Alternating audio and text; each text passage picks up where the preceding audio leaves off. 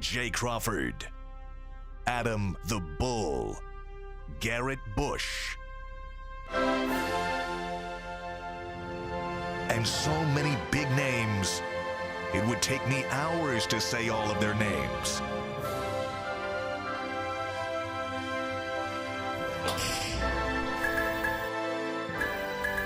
The ultimate Cleveland sports show. Booyah! What a beautiful spring day in Northeast Ohio. It was awful out there. It's raining. Yeah, it was beautiful yesterday. Crappy. It was great yesterday. I was outside Crappy for today. 2 hours yesterday because it was ratings day at Little League for the new kids. Oh, nice. Oh, so you rate the players. Yeah, well, last year I was a first-time coach. Yeah. So I was the guy hitting ground balls to the kids. Yeah. This year I was an official rater. You had like a little clipboard. You were writing I was things doing down. fielding ratings. Very nice. Very nice. You was pulling up behind people? Like, hey, what you got? Hey, don't, yeah. You was real silently, or you was just intimidating them? No, I wasn't intimidating. I'm third graders. What do you want me to do? I mean, Scare but the crap out of them? Yeah, no, you Did you have to rate your son? No, because he's not new. It was only for the new kids. Oh, for the new kids. Okay. Because the kids that were in the league They already have last year ratings, right? already have ratings based on Okay. the end. So this was for mostly third graders that are coming into the league. But Very there good. was some older kids that hadn't played before. Beautiful day for it, no question about it. Very busy day. Lamar Jackson has just requested a trade from the Ravens. We're going to dive into that. In kind of a boss move, he waited to announce it until his coach, John Harbaugh, was taking the podium at the owners' meetings out in Arizona. Oh, that's dope. So you know he was blind. So somebody had to tell John, so do you know your quarterback has just requested a trade? Crazy. Yikes. That's boss ugly. move.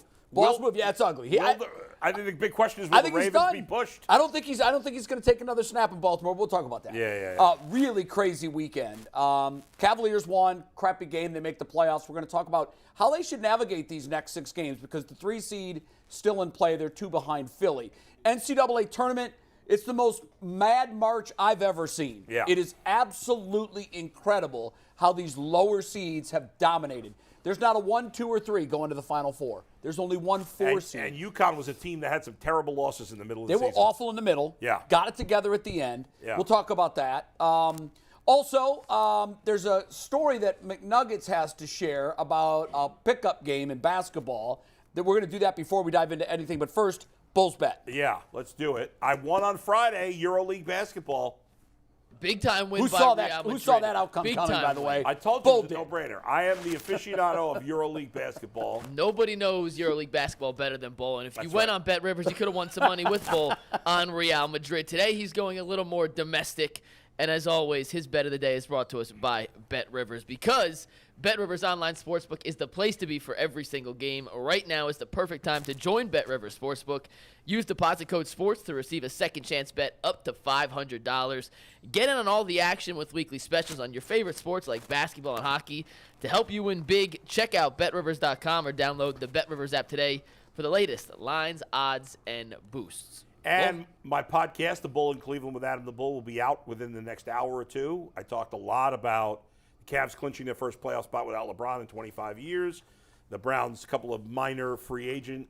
Did I say the Browns clinching a playoff spot? No, you said The Cavs, you were right. Okay. The Browns signing a couple of small free agents this weekend, and the potential injury to Tristan McKenzie that certainly has me nervous. We'll talk about that later. Yeah, all of us.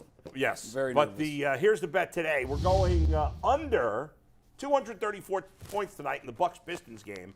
The Pistons have gone under in 6 games in a row because they're not a very good team. So even though the Bucks may score a lot, eventually, they're not going to overuse Giannis in a game against the Pistons. I could see him not even playing tonight potentially, being a healthy scratch, right?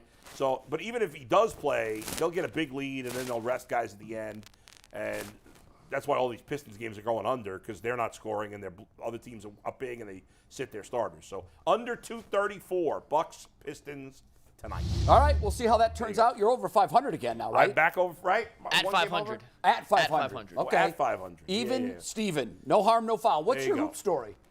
Okay, so I play basketball on Mondays and Thursdays. Right. And I got a text yesterday morning from my guy Tom and was like, hey, I just started this team in the Seven Hills Rec League. I need someone to fill in. A couple of guys can't make it today. Want to fill in? So I was like, of course, got you. And I was the only white guy on my team, which is not uncommon in some of these rec leagues and Sure. whatever. And whenever you go and play pickup, I get this happens to me all the time. As soon as we walk on the court, someone looks at me like, I got him. Fair. Small. Shorter white guy. They don't know that you played college hoops. I don't wear sleeves. You're kind of a hustler. Yeah, I don't wear sleeves. I just look like a normal dude, Kind of right? a try hard. You're like Woody Harrelson and Yep. Yeah, so White man can't jump. immediately we walk on the court, and this one guy looks at me and goes, I got him. And it's a little Spanish dude with tattoos. He got arm sleeves, knee pads. I love playing dudes like this. Because 9 out of 10 times, it's a pickup league, or he might be good, he might not be, whatever. So first possession, they get the tip. He's like, ISO.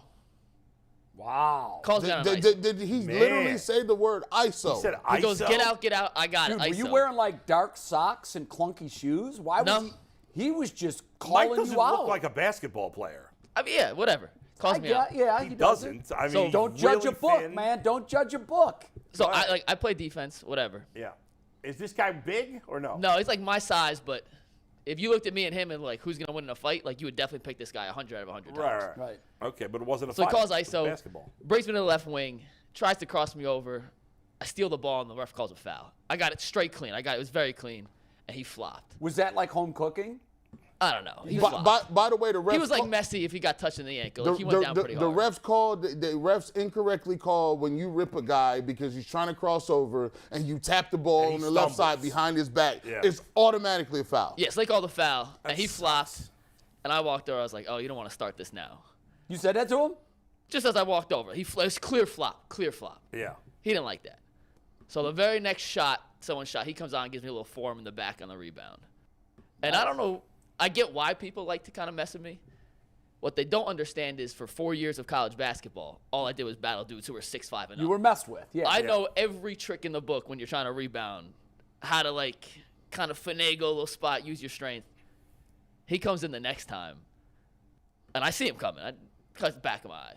I just give him a little forearm, dropped him. Nice. Got called for a second foul.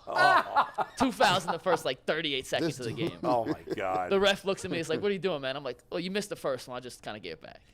So he comes down. He tries to get me again. The dude went like 2 for 11 in the game. Nice. We win. I scored 2 points, by the way. I was 1 of hoping 3 you'd from say- the floor. see, 1 not- of 3 from the floor, baby. Change Didn't that shoot. story when you tell it the next time. You hit 7 of 8 No. threes.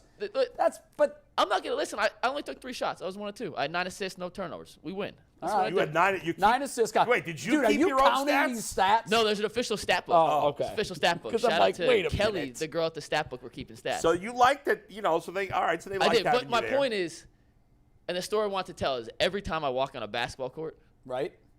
I get isolated as the dude. I got him. Yeah. And there is nothing more enjoyable than being the guy from the very first play. Pisses I you got him. off. And, Yeah. and And by just the way, McNuggets, completely I've locking been there them many down. times So, myself. I'm very We'll impressed. we'll have Monday basketball. I think I'm playing again with them next Sunday. Did the guy say Seven anything Hills to you Rec when the League. game was over, by the way? What do you say? Did the guy talk, like, at the end of the game? Did he dap you up? I mean, like, what happened?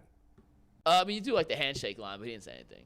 That's And I didn't say anything to me either. Like, Well, I'm not well, I'm not a big trash talker, but You did something. I kill him with kindness. After I think we're gonna do this in your top 5. You said you're gonna do top 5 people who you Worst just don't kind of like. dudes. Yeah. Worst kind of dudes. See, you became not that guy. Nobody wants to invite a guy to come in to round out their roster, and he comes in jacking up threes. Right? Yeah. Well, they want to play with him now because he's dishing the ball. Right. You can't. I'm you a vet- can't listen, come I'm in not a firing. great- You like, bro? Come on, for real. Who's your boy? Yeah, exactly. Like He's a hustler. He's a I came hustler, in, right? I did Now what I you had back to do. again. McNuggets the hustler. Now you can show him your real Now, game. Mike's an does he know your intelligent nickname player. is McNuggets? He's an intelligent No. player. He's first guy in, last guy out. I know. Yes, he is. Do all the Hard little worker. things right. Yep. Hard worker. Hey. Smart on the floor. Yeah. Hey, not All of 'em. Not afraid to get his nose dirty. Takes a charge. Yeah. Nah, I won't take a charge of In it. rec But league, I that's do want terrible. to. I do just want to say, I like it. when you walk on a basketball court and you get called out immediately, there is nothing better than. Oh, you were pissed, Mike. You I was gotta wear. You need to wear the whole Woody Harrelson outfit, like the doofy hat. No, I was so the dude on Creighton, Baylor, Yeah, Sherman, whatever. yeah. Like that's such a cheat. I just come in a t-shirt, shorts, Yeah, unassuming and just ready to blow him ball, away. ready to hoop. Blow him So, away. All right, good job. Very good. You want to start with Lamar Jackson, or you want to still Before go we with do, we're I Cavs? gonna got a start shout Cavs. out. We're I gonna gotta get do to a Lamar shout out. Jackson. real Wait, quick. shout out to his butcher. Not to the butcher. This is a good shout out to my wife because today is our 13th. The 13th Wow, anniversary of congratulations. us getting, not of our 13th anniversary of us getting engaged. That don't count. Now, I didn't see you as that guy. I am that guy. Okay. It was 13 years ago today. We were in Boston. I asked her to marry me. How'd you do it? Well, it's a funny story. It's a little gross at the end, but I'm going to tell it anyway. Oh, no. So we're in Boston, right? We're staying in a hotel. We go visit my friend, her good friend Gail, who I'm friends with now too, right? And my wife had no clue I was going to ask her. Right. So the week before, I had said to the hotel concierge, I said, I want you to set up the room really nice, all this stuff, and get flowers all over the place. How much is it going to cost? Whatever it costs, tell me. He did a crappy job. Bull the romantic. I know, but he did a crappy job setting it up. But anyway, so we're at her friend Gail's house. I show Gail the ring. She's all excited. We drive. We're halfway back to the hotel. I know I'm going to ask her as soon as we get back to the hotel. The plan was she walks into the hotel room, sees all the flowers. By the time she turns back to me, I'm on the one knee. Here beautiful. We go. Okay. It's like a movie scene. Yes, except halfway back to the hotel, I'm so nervous. Even though I knew she'd say yes, but I was still nervous. Sure, it's a big day. My stomach is a mess. We had to stop at a Dunkin' Donuts. No, you didn't. To use the bathroom. You got busy in a Dunkin' Donuts bathroom. Dunkin' Donuts bathroom. So, okay, all right, but then I pull it together. We drive back home. Did you tell her what was going on? I told her I had a bad stomach. I obviously couldn't tell her why because I was gonna. No, I know, but you said, "Hey, we got to do a Dunkin' Donuts pit stop, and it ain't to pick up donuts." No, definitely not. My situation is a little. Yeah, it's bad. And so then we get back to the hotel. It all go. You know, the flowers didn't look as nice, but I get down on the knee. I pop the question. It goes great. Within 5 minutes, I got to go back to the bathroom. So you might listen. Life comes at you fast. Right, close the door, bro. And she still said yes. Yeah, but still she said said yes. Oh, could you wait downstairs for me real quick? Well, what I love about you is 99,999 people. Yeah, would not have told that story. Would not have told that story. That's right, but you got. But you own it, and that's the beauty of Bull. Oh my God. That is the beauty of Bull. Oh, there it is. We got a super chat real quick, then we'll get to the Cavs. But whenever we read you a super chat, it's brought to us by PCC Airfoils. If you're looking for a job with career advancement and great benefits, PCC Airfoils is a leading manufacturer in Northeast Ohio. All locations of PCC Airfoils in Eastlake, Menor, Wickliffe, and Minerva are hiring for all positions starting at $18 and up, plus full benefit packages, paid time off, and a signing bonus. You can apply online at precast.com/careers to learn more. We will get to the Cavs in a sec, but Donnie M says McNuggets is the new age goon squad that can pass. Good stuff, bro. I don't know if I'm a goon. Yeah, I don't know about goon Definitely squad. not a goon, but I do appreciate it. And we'll do Monday updates if I keep playing in this league. Dropping dimes, though, man. Yeah. I'll score more nice. than 2 points next time. I promise you that. All right, I hope so. He's the guy that coach tells you, don't bring the ball down, big man. Little guys like that, you're going to take it from you immediately. Listen, I'm triple threatened right now. Leave me alone. Let me get my money off. Speaking of triple threats, Donovan Mitchell, Darius Garland, Evan Mobley balled out yesterday, but it was Jared Allen that played the best. Yeah, but it was against. I mean, it was a nice nobody's. win, but it was against Houston. 108-91 the final. What's interesting now is we pretty much rubber stamped them in as the 4. Yeah. And they likely will be. But when you glance at the standings, they're only a game behind Philly for the 3. They're 2 games out because they're 3 games difference in the loss column. But they're 2 behind Philly with 6 to go. Don't they have to have a better record? Because I think Philly's got the season. Philly does have the tiebreaker. tiebreaker. So they essentially might as well look at it as they're 3 down with 6 to play. Extreme long shot, but hey, stranger things have happened. Yeah, Just they look at the definitely got to win tournament. out. They have to win out for sure and hope that Philly somehow can lose 3 of these. I think they have more games left. Philly got a lot of games left low key. Yeah, I think they have more And games they have a left. very difficult schedule. They do. I looked at it. Look at the NCAA tournament. Anything can happen. Who knows? We'll see. But here's the question we have to start our conversation as the Cavs know they're in the playoffs now, which, by the way, this is the first time in a quarter century that the Cavaliers have made the playoffs without LeBron James on the roster. That's an accomplishment. I've seen a few people tweeting like, who cares about that stat? I care. Why would you get angry about it? I mean, as someone who gets angry about stupid stuff sometimes, I guess I can appreciate I'll tell you why we should care. If you look at the Cavs, I slice their history into 2 different categories, with LeBron and without LeBron. Because the franchise has basically been useless without LeBron. It has been. They've barely won any They've playoff never made series. a semifinal without LeBron. What do they? I think without LeBron, they have, I want to say 3 or 4 playoff series wins ever. Yeah, franchise, that's what something I'm saying. like that. So Very few. it is a big deal, Yes. and particularly because it's so close to him leaving. They've resurrected themselves by rebuilding the smart way with a lot of really good pieces. So it is significant. It is. I agree. A quarter century is a long time. Here's why people don't like it. It's like saying, hey, G. Bush, man, I see you doing good now. You've been grinding for a long time. And somebody comes up to me and say, I saw you on the Ultimate Cleveland Sports Show, man. That's really great, man. You know, this is the first promotion you've had since you haven't been with your ex-wife. That's beautiful. Ooh. You're like, you see what I'm saying? Like, you're like, huh? Whoa. Yeah, no, I get it. I had to like, what are you talking about here? I mean, like, is that backhanded or something? Because you're mentioning somebody who willfully left you. Right? But their accomplishment is tied to them. But I don't think in a way that's an insult to you. Saying this is their first playoff series without LeBron is not an insult to the current Cavs team. No. It might be an insult to Dan Gilbert or whatever, and you know what? But it's not to the current Cavs team. When I say it, too, I say it as an endorsement, not an indictment. Yes, it's right, an endorsement. Exactly. Like, I am so pleased with what this front office has done and how they've been able to maneuver to get to this point. Because let's face it, when LeBron left the first time, there was a whole lot of nothing, and then Kyrie came, and he was a piece that helped get LeBron back. Right. So that but was even tied to LeBron. They didn't, right? Yeah. So I mean, for me, when I say it, I don't say it in a mean-spirited way. Yeah. I say it's a hell of an accomplishment. Hell of an accomplishment. I think for guys like Darius Garland or Mobley who are drafted here, I think that it does mean a little bit of an accomplishment. But when you talk about guys like maybe Jared Allen or Donovan Mitchell, they're like, they don't see it that way. They don't see it that way. Yeah. But I still look at this as a homegrown team in that they've done it the smart way, through the draft, through trades, through free agency, and I think they've done a great job. Now, here's the question for us. 6 games to go. Couple of things at stake. None of it really means much. They're almost certain to be the 4. Almost certain. Right. They could have a winning record on the road. Whatever mental bonus that would be going into the playoffs, you can do the math yourself. They have to win out to finish 21-20 on the road. 3 games, 1 with Atlanta, 2 with Orlando. All winnable. Yeah, I mean, Orlando stinks. How should they approach these last 6 games? Listen, I mean, I think they should play hard and within reason. Right. You don't want to go like over the top with minutes. Don't play it like a playoff game. Yeah, if a guy's banged up, you don't. But within reason, I think you want to keep winning. I mean, for this team, it feels like that. I'm not a big momentum guy in general, but I do feel like this team. I think you want to stay hot going into the playoffs, and by some chance, if you can get to the 3 seed.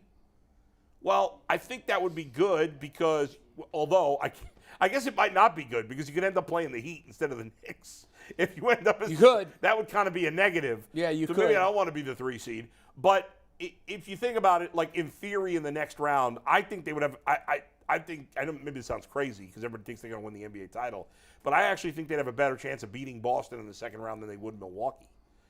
And so I'd ratrather play ball.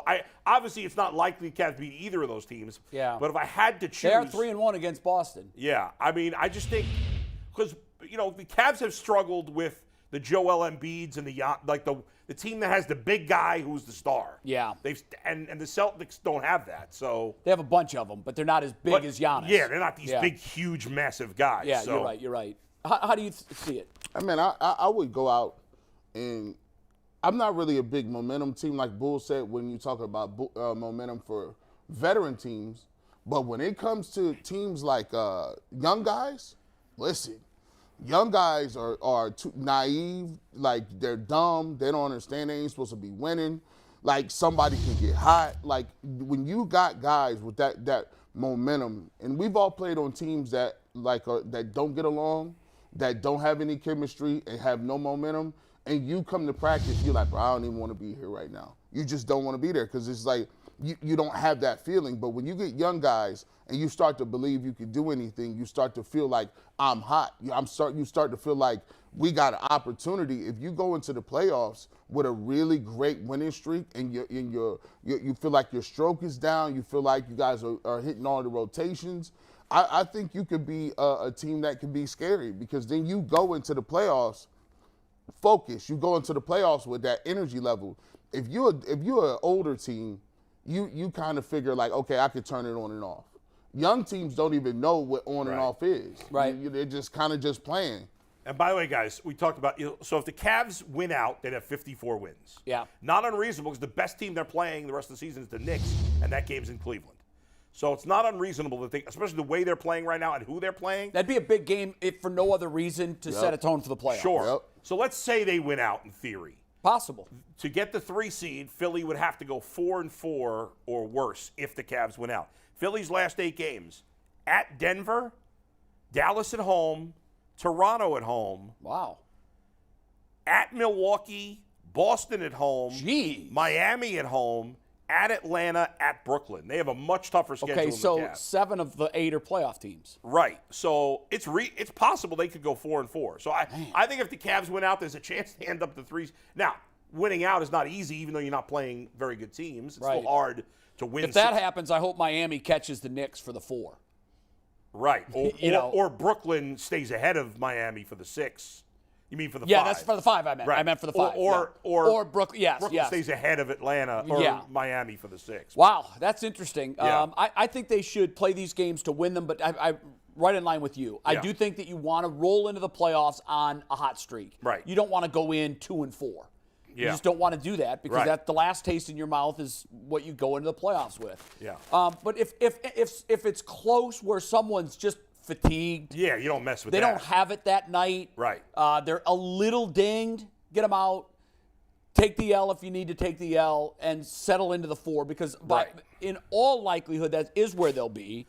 Now, if 3 games into that, Philly's 1-4, and now Right. you know we win out, we get the 3, then Yeah. go for it. Yeah, sure. Then go for it. Why not? And some of these games you'd think the Cavs could blow these teams out. So maybe the best players are only playing 25, 28 minutes You're right. anyway. So you have the best of Build both these worlds. big leads and let them sit the 4th quarter. Win and rest. Right, and I agree with what G said. Like, if I'm Boston, I'm Milwaukee, like, I don't care. If I lose a few games at the end of the year, who cares? Right. I know how to switch do the light switch when the playoffs start. Yeah. But the Cavs don't.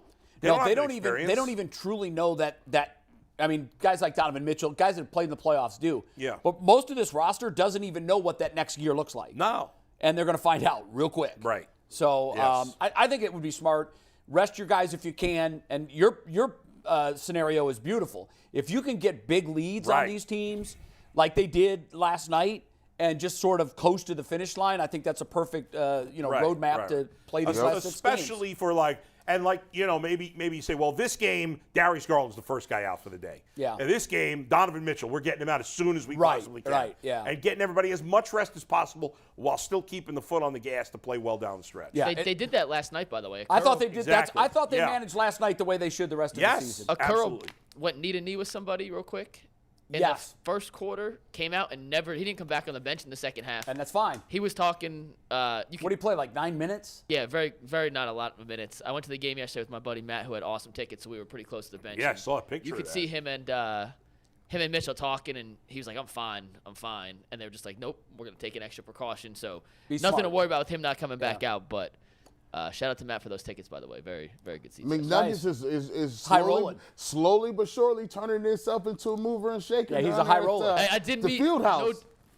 No joke. I wore the UCSS shirt because I knew these were good seats yesterday. Yeah. UCSS was on TV a ton. From where we were sitting, you could see us when they showed like the baseline angles. Nice. And I had like 15 people throughout the concourse be like, "Yo, I love the show. Watch it all the time." It's free advertising, man. Shout out to everyone who supports the show. I had a beer vendor too be like, "You're on with Jay Crawford and Adam the Bull." And I hope you said NG Bush. Well, I said NG Bush and Brad and Tyvis and Earl and everyone else. He ripped that them comes all on. off. Attaboy. all off, Attaboy. so. Speaking of Brad Sellers, I don't. It's Shout out not to- built into the show. I know we're going to talk about the men's tournament in a little bit, but his daughter is just a win away. Now this is the toughest game they'll play all year, but you often hear Brad talk about Cheyenne. He's very proud of all of his children. Cheyenne's having a terrific year. Look at this graphic that ESPN used showing how she completely locked down whoever she was gave up guarding in the 0 Notre points. Dame game. No points. That's incredible. And she filled up the box score. She did everything in that game. Yeah. Now they play South Carolina tonight. Best team in the country. I mean, you never would say that if you win this, you're destined to win it all. But South Carolina is the horse in the field. This is how good South Carolina is without knowing much about women's basketball.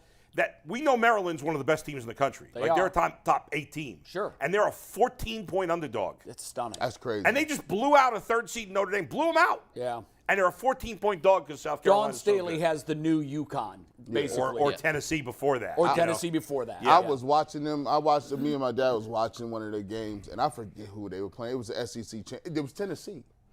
And they gave them the business bad. They was down. Tennessee was out of here, like early. Like it was like they were down 30. Yeah, that's what they do to teams. She's a lot like Gino.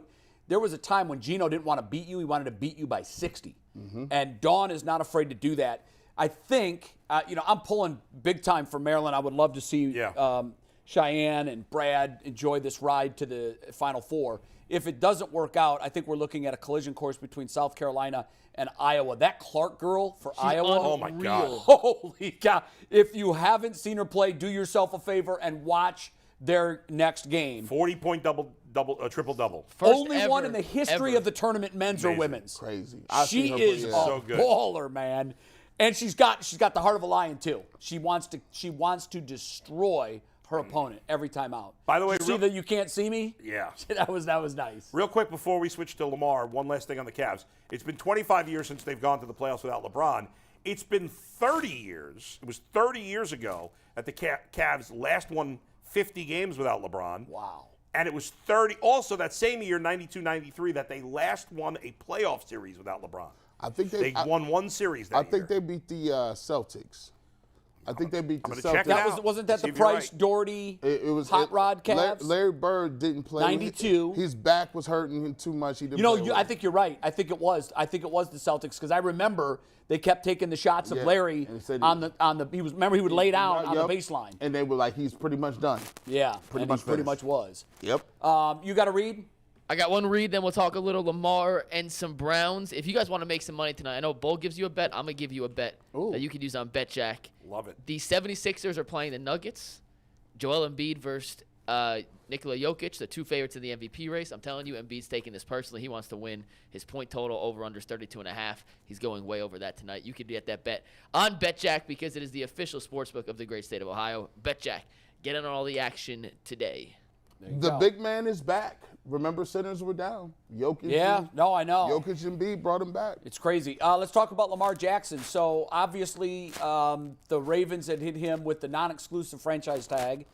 And it basically, I think their play was a way of showing Lamar the market for you isn't what you think it is. If you think you can go find out. And now, this from Lamar Jackson just a short while ago. I want to first thank you all. This is basically he's asking for a trade. I won't read the whole thing. There's 3 tweets, Jay. If you want to read them all, we'll just go through them real quick. Yeah, I mean, there's a lot to him. Basically, he's asking for a trade. He's asking the Baltimore Ravens for a trade. You can see he's dated as of March 2nd.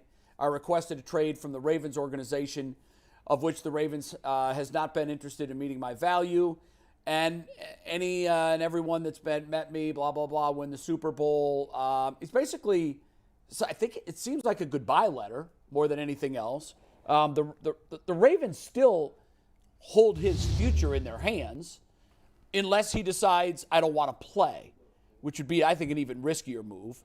But what do you guys make of this? And do you think that this is ultimately the last step in the relationship between Jackson and the Ravens? I mean, in the NFL, players have not been able to push around the teams like they do in the NBA in general. Yeah. And usually when guys hold out, refuse to play, it doesn't go well for the player. No. In this case... I always think of Le'Veon Bell. Right. The difference is Lamar's a quarterback. Le'Veon Bell was a running back. True. And ultimately, I think if Lamar Jackson really refused to play and held out, that they would trade him eventually. Yeah. Usually players cave. Le'Veon didn't cave, but in the end it didn't work out for him. He went to the Jets. It was not a good contract, right. And now he's out of football. Now, Lamar Jackson would eventually get a big contract from somebody because he's a quarterback who has shown you greatness. Sure. The greatness hasn't been consistent the last couple of years. He's had injuries. Those are some negatives.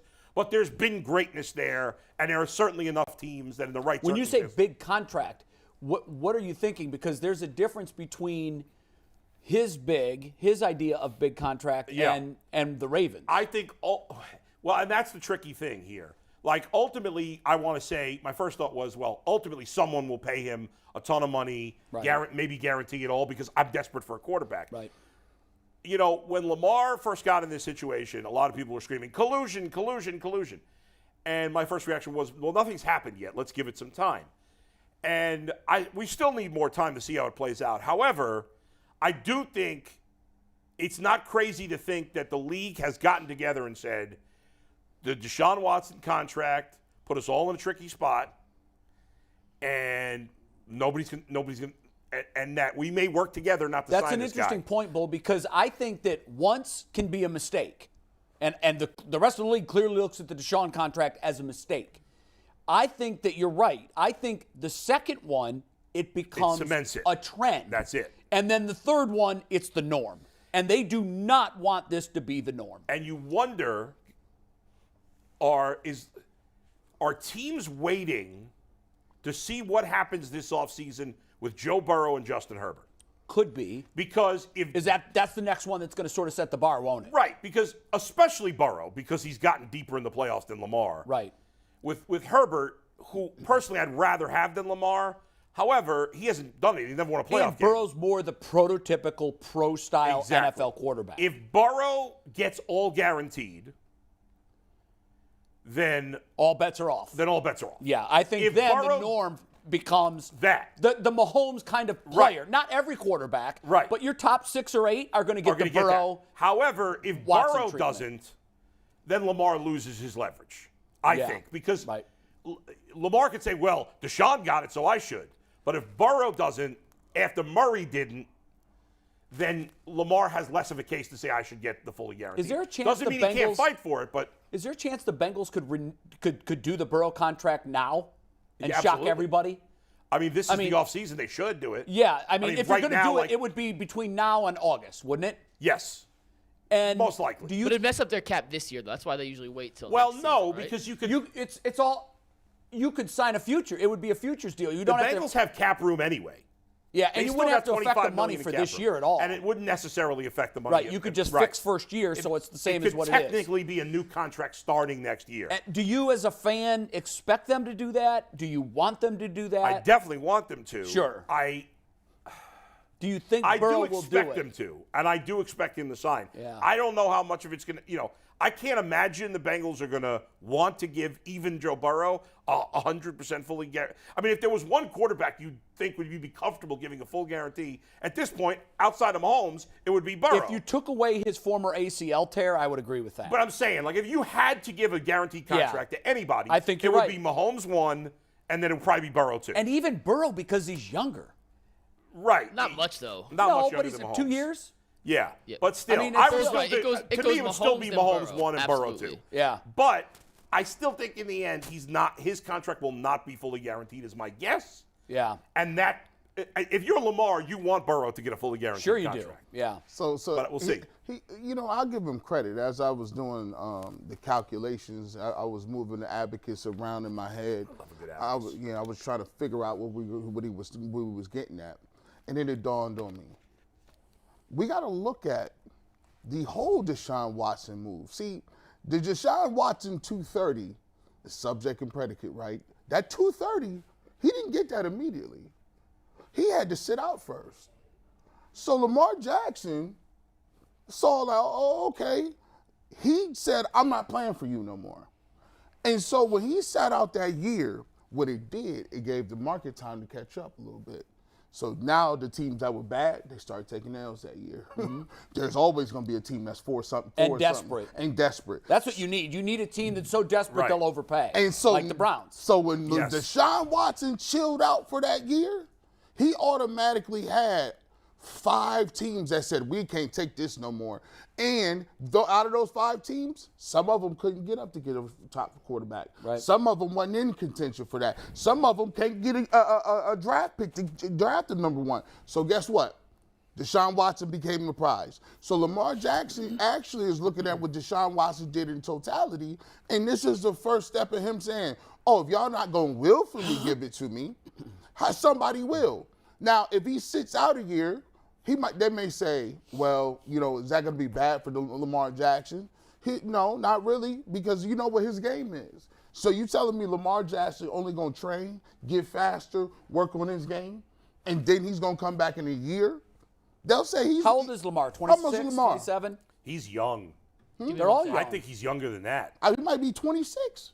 So you tell me he come back 27, Yeah. fully healed. Now, Which is where Deshaun Watson to is, be by fair, the way. Deshaun He Watson just turned 26 for the record. just turned 26. Now, to be fair, Deshaun Watson didn't hold out because of money. No. He No. just didn't want to play for the But- Texans. Didn't want to play for the Texans But- anymore. That was a little different. But Lamar doesn't have any of the baggage that Deshaun Watson None. had. No, now, here's the things that I think that GMs would think about. Yeah.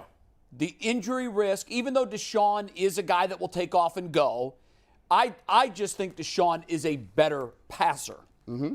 So He is. I think that I'm less concerned about his game being sustainable, because if you took the run piece away from him, I think he can still be a very good quarterback. But I don't know about Lamar, because when teams pinch him and make him sit in that pocket and beat you with the arm, he hasn't been able to consistently do that.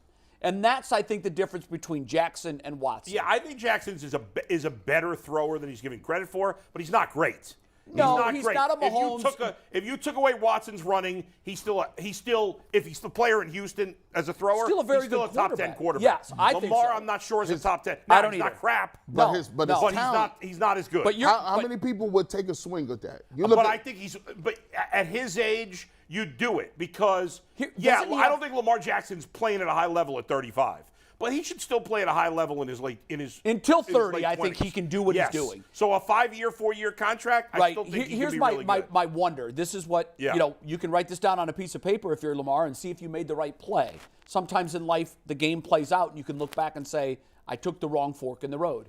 Didn't he tweet at one point 3/133? Correct. I need an agent. Well, if you look at that 133, just that part of it, that's $45 million a year guaranteed. Right.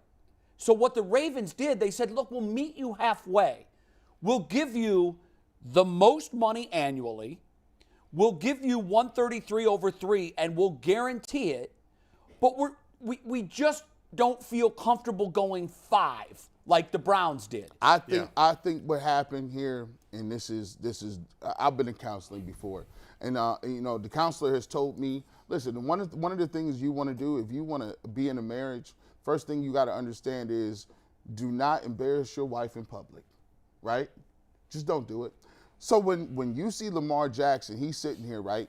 When Daniel Jones is going through his stuff, when you got Aaron Rodgers going through his situation, when you got all these other guys that are going through it and they're doing other different things that kind of be like their team could come out and bash them a little bit, right? He says these guys are operating behind closed doors. They're not doing nothing.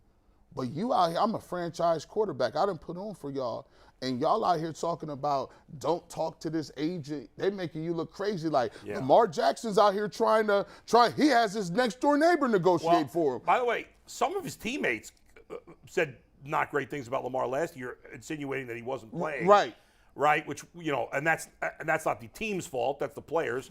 But maybe who knows? The situation's ugly. He's and not here's going the back. thing, if I bet you Lamar, if some other team offered him that 3-year, 133, would take it. Right? Because it's a good contract. And it's a great contract. If he plays great, he'll get a huge contract after that. He'd still be young enough. But I feel like he looking at the Ravens like F you. Like you could give me the money, but you're not respecting me. Right. You Wait, backhanded. $45 million a year is a lot of respect. No, not the contract. He's saying how you going about negotiating the deal. Like how he is when you got people that's leaking stuff because he don't got an agent. So they putting stuff in the press. They putting stuff What out did they there. put out? I don't know. I didn't see what they put out. Listen. He put out the years and the terms. The perception is That's unheard of. the perception is from the organization. We don't think you're worth that. And when they did the non-exclusive, worth what? We don't think you're worth with the contract that you want, right? Well, that's the negotiation. Yeah, he wants more. They want to pay less. So when they put him on the non-negotiable contract, right? So basically other teams can bid on it. Yeah. I don't think he liked that. I thought he was trying to. He said, "You gonna put me out there like you gonna gauge my worth based on what they offer. I thought, you know what? That's a good point. I can see why he would be angry, but here's the thing. If you got to look at it from the Ravens standpoint, why would you overpay? So, for instance, what they did to him was kind of a service. Oh, we have valued your abilities, and our calculator tells us you're worth $45 million bet for 3 years. That's what we think. No, that's not enough. I want more, and I want guaranteed. So what the Ravens then did was said, okay, maybe we're misreading the market. Maybe we're wrong. Go prove us wrong. Find someone that's going to pay you $175 for 4, or $225 for 5, and Now, then we'll match it. Right. But we're not going to. It's like you're bidding against yourself. That's what the Browns did on the Watson deal. So This way, I thought it was kind of a gentleman's punt, as you call it. It was. They're like, feel, look, though, you might be worth more, and we could be wrong. And if we're wrong, then we'll make the decision whether or not we want to enter the poker game at those stakes. But here's what we're willing to pay you. But it's not apples to apples because he's saying, well, either teams feel like the Ravens are going to match it, so they're not going to give me a contract anyway. Because what's the point if the Ravens are going to match it? I don't know. But even if these teams are like, well, the Ravens won't match it, it's still not apples to apples because they got to pay him and give up 2 first-round picks. They do. You're right. Yeah. You're right. So it's punitive. Yes. But worth it. Look what the Browns did. Right. You know, the Browns gave up 3 first-round picks. Right. And paid. Every time I say these terms out loud, I'm like, that didn't happen. But it did not happen. And by the way, kudos after our conversation yesterday. G or somebody was putting out a bunch of videos of I don't know if you saw this. I did. Deshaun I saw Watson a video of him working out. Is that recent? I hope. Oh, They were, assumed yes. it was. How do we know when that was taken? I mean, or at least it was posted on his Instagram recently. And by the We way, can't I timestamp didn't the think it exact was video. much of a Okay. I didn't think the vacation Instagram was a big deal, and I don't think the working out Instagram is a big deal. No. We'll find out this season how much work you And put that's in. what I said last week. It's on the field. What I said last week was you can't hide what you've done in the offseason. And here's the thing. Yeah. Like on the Instagram, like if you want to tweet that you went on vacation, that's fine. People in general are smart enough to understand, well, just because he did 5 commercials in the offseason doesn't mean that he spent his entire offseason shooting commercials. Right. Yeah, right. But we Same bring thing on with that when you Instagram. play poorly. But what I said was, and I stand by it, yeah. he doesn't do himself any favors with the optics That's when what true. he's putting out there is the worldwide tour. That's true, and that might not matter. And again, if he plays great, nobody's going to give a rat's ass about it. No one will care. But at this point, when he can't prove anything, right, yes, it's tough. It's not great tough. optics. See, here's the thing, like, because I did hear a lot of the people when Baker was shooting all those commercials, like, well, of course he sucks. He spent the whole offseason. No, he didn't. No. But it's a bad look. Right. You give someone a stick to beat you with later Yeah. when that's what you're putting out there. Now, on the flip side, I want to see those workout videos. I do. Because it shows me that he is spending some time in the gym, and then he can also have his own stick to fight back with. Right. Yeah, I went to Paris and London. Yeah, exactly. And I saw the kicked ass. world. But I also worked my ass off. And here's the thing. It's always in the pudding. Always. That's right. We'll know. We will know almost instantly what he did in the offseason. Patrick Mahomes does more commercials than anybody. Nobody and cares nobody 'cause he- works harder when he's not Right, doing exactly. commercials. McNuggets, what you got? I got one question for you guys before we pivot to the power rankings that are coming out, which are now even a little less relevant because Lamar may or may Yeah, not. I know. I wonder But how these would be affected. question for you guys, real quick answer. If Lamar is not a Raven next year, what team will he play on in 2023? Jets. Colts. Hold on, the Jets. I'm not sure the Jets are closing the Rodgers deal. They better. They done moved heaven and earth. Heard a little. Yeah. But you know what? If they don't, what is New York going to do? Well, the only option is Lamar. That's it. And I don't trust Aaron Rodgers either. I don't trust Aaron Right, he Rodgers. could just retire. What if he went back in his dark cave and Yeah. decided, you know what? Now the darkness is telling me to quit. If they can't get You Rodgers, know? That's like, kind of fickle. Yeah, that's they kinda have crazy. a team that if they had a good quarterback should be. I think I did a podcast on Friday where I said, long way to go, but I said, assuming the Jets get Aaron Rodgers, even though I'm not that high on Aaron Rodgers, that I think the Jets and Browns would be the 2 new playoff teams next year, that they would be the 6th and the 7th Yeah. seed. But Obviously, if Rodgers or Lamar are not their quarterback. If you're Miami, would you think about, and I don't even know if Baltimore would do it, but I could see Lamar in Miami because he's from Florida. Yeah. They're South Beach Splash right now. That they're going all in. Lamar would be a great piece. And trade Tua to what's that? Indianapolis. Like, who's their quarterback? Yeah, but Indianapolis is light years away. They're probably the worst team in the NFL. I would say the Commanders are a good spot. I think the Atlanta Falcons. Washington's the enemy. I think the Atlanta Falcons would be a smash. People down there in Atlanta would be. But they're not a very good team either. I mean, well, they did a lot. They made a lot of moves. A lot of moves, and they got some pieces. They got some pieces at receiver. I think let's do this. Wait, can I give you my dream scenario? Go ahead, sure. San Francisco. Oh, San Francisco make the move. Wow. I don't like that move. Gets him out the Why AFC. not? Yeah, but look at him. Gets him out the AFC and him in that Kyle Shanahan offense. And that's it. And he's like the missing link then, isn't he? Well, if I'm the Niners, but Niners can't pay him. It's unrealistic. They can't afford No, it. I know, But they I'm just can't. saying that's my dream But scenario. man, there's always a way to find a way to pay a guy. Well, Garoppolo, he's off. He's gone. And he was. Yeah, but they signed Hargrave. That Hargrave contract essentially took the Maybe they want Trey Lance. Hey, you want Trey Lance, Baltimore? Hey, listen, you can finagle the cap however you want. Trade Hargrave to Baltimore. Where we sit right now, how many of us think that Lamar Jackson will be the starting quarterback for the Baltimore Ravens in Week 1? Raise your hand. Oh no! When Jason said he's never playing again, I guess co-signed at this point I'll say Yeah, no. I think that ship is sailed. I guess to me, I think where he's playing, I don't think he plays next year. I think he sits out. Baltimore won't trade him, and he's not going to play next year. The only bad thing about that is you lose a full year of your earning potential, and at some point you ask this question: $45 million is what you lost, guaranteed. He could have made $45 million to play. Yeah. And so, are you going to make up that $45 million on the backside when you're a year older?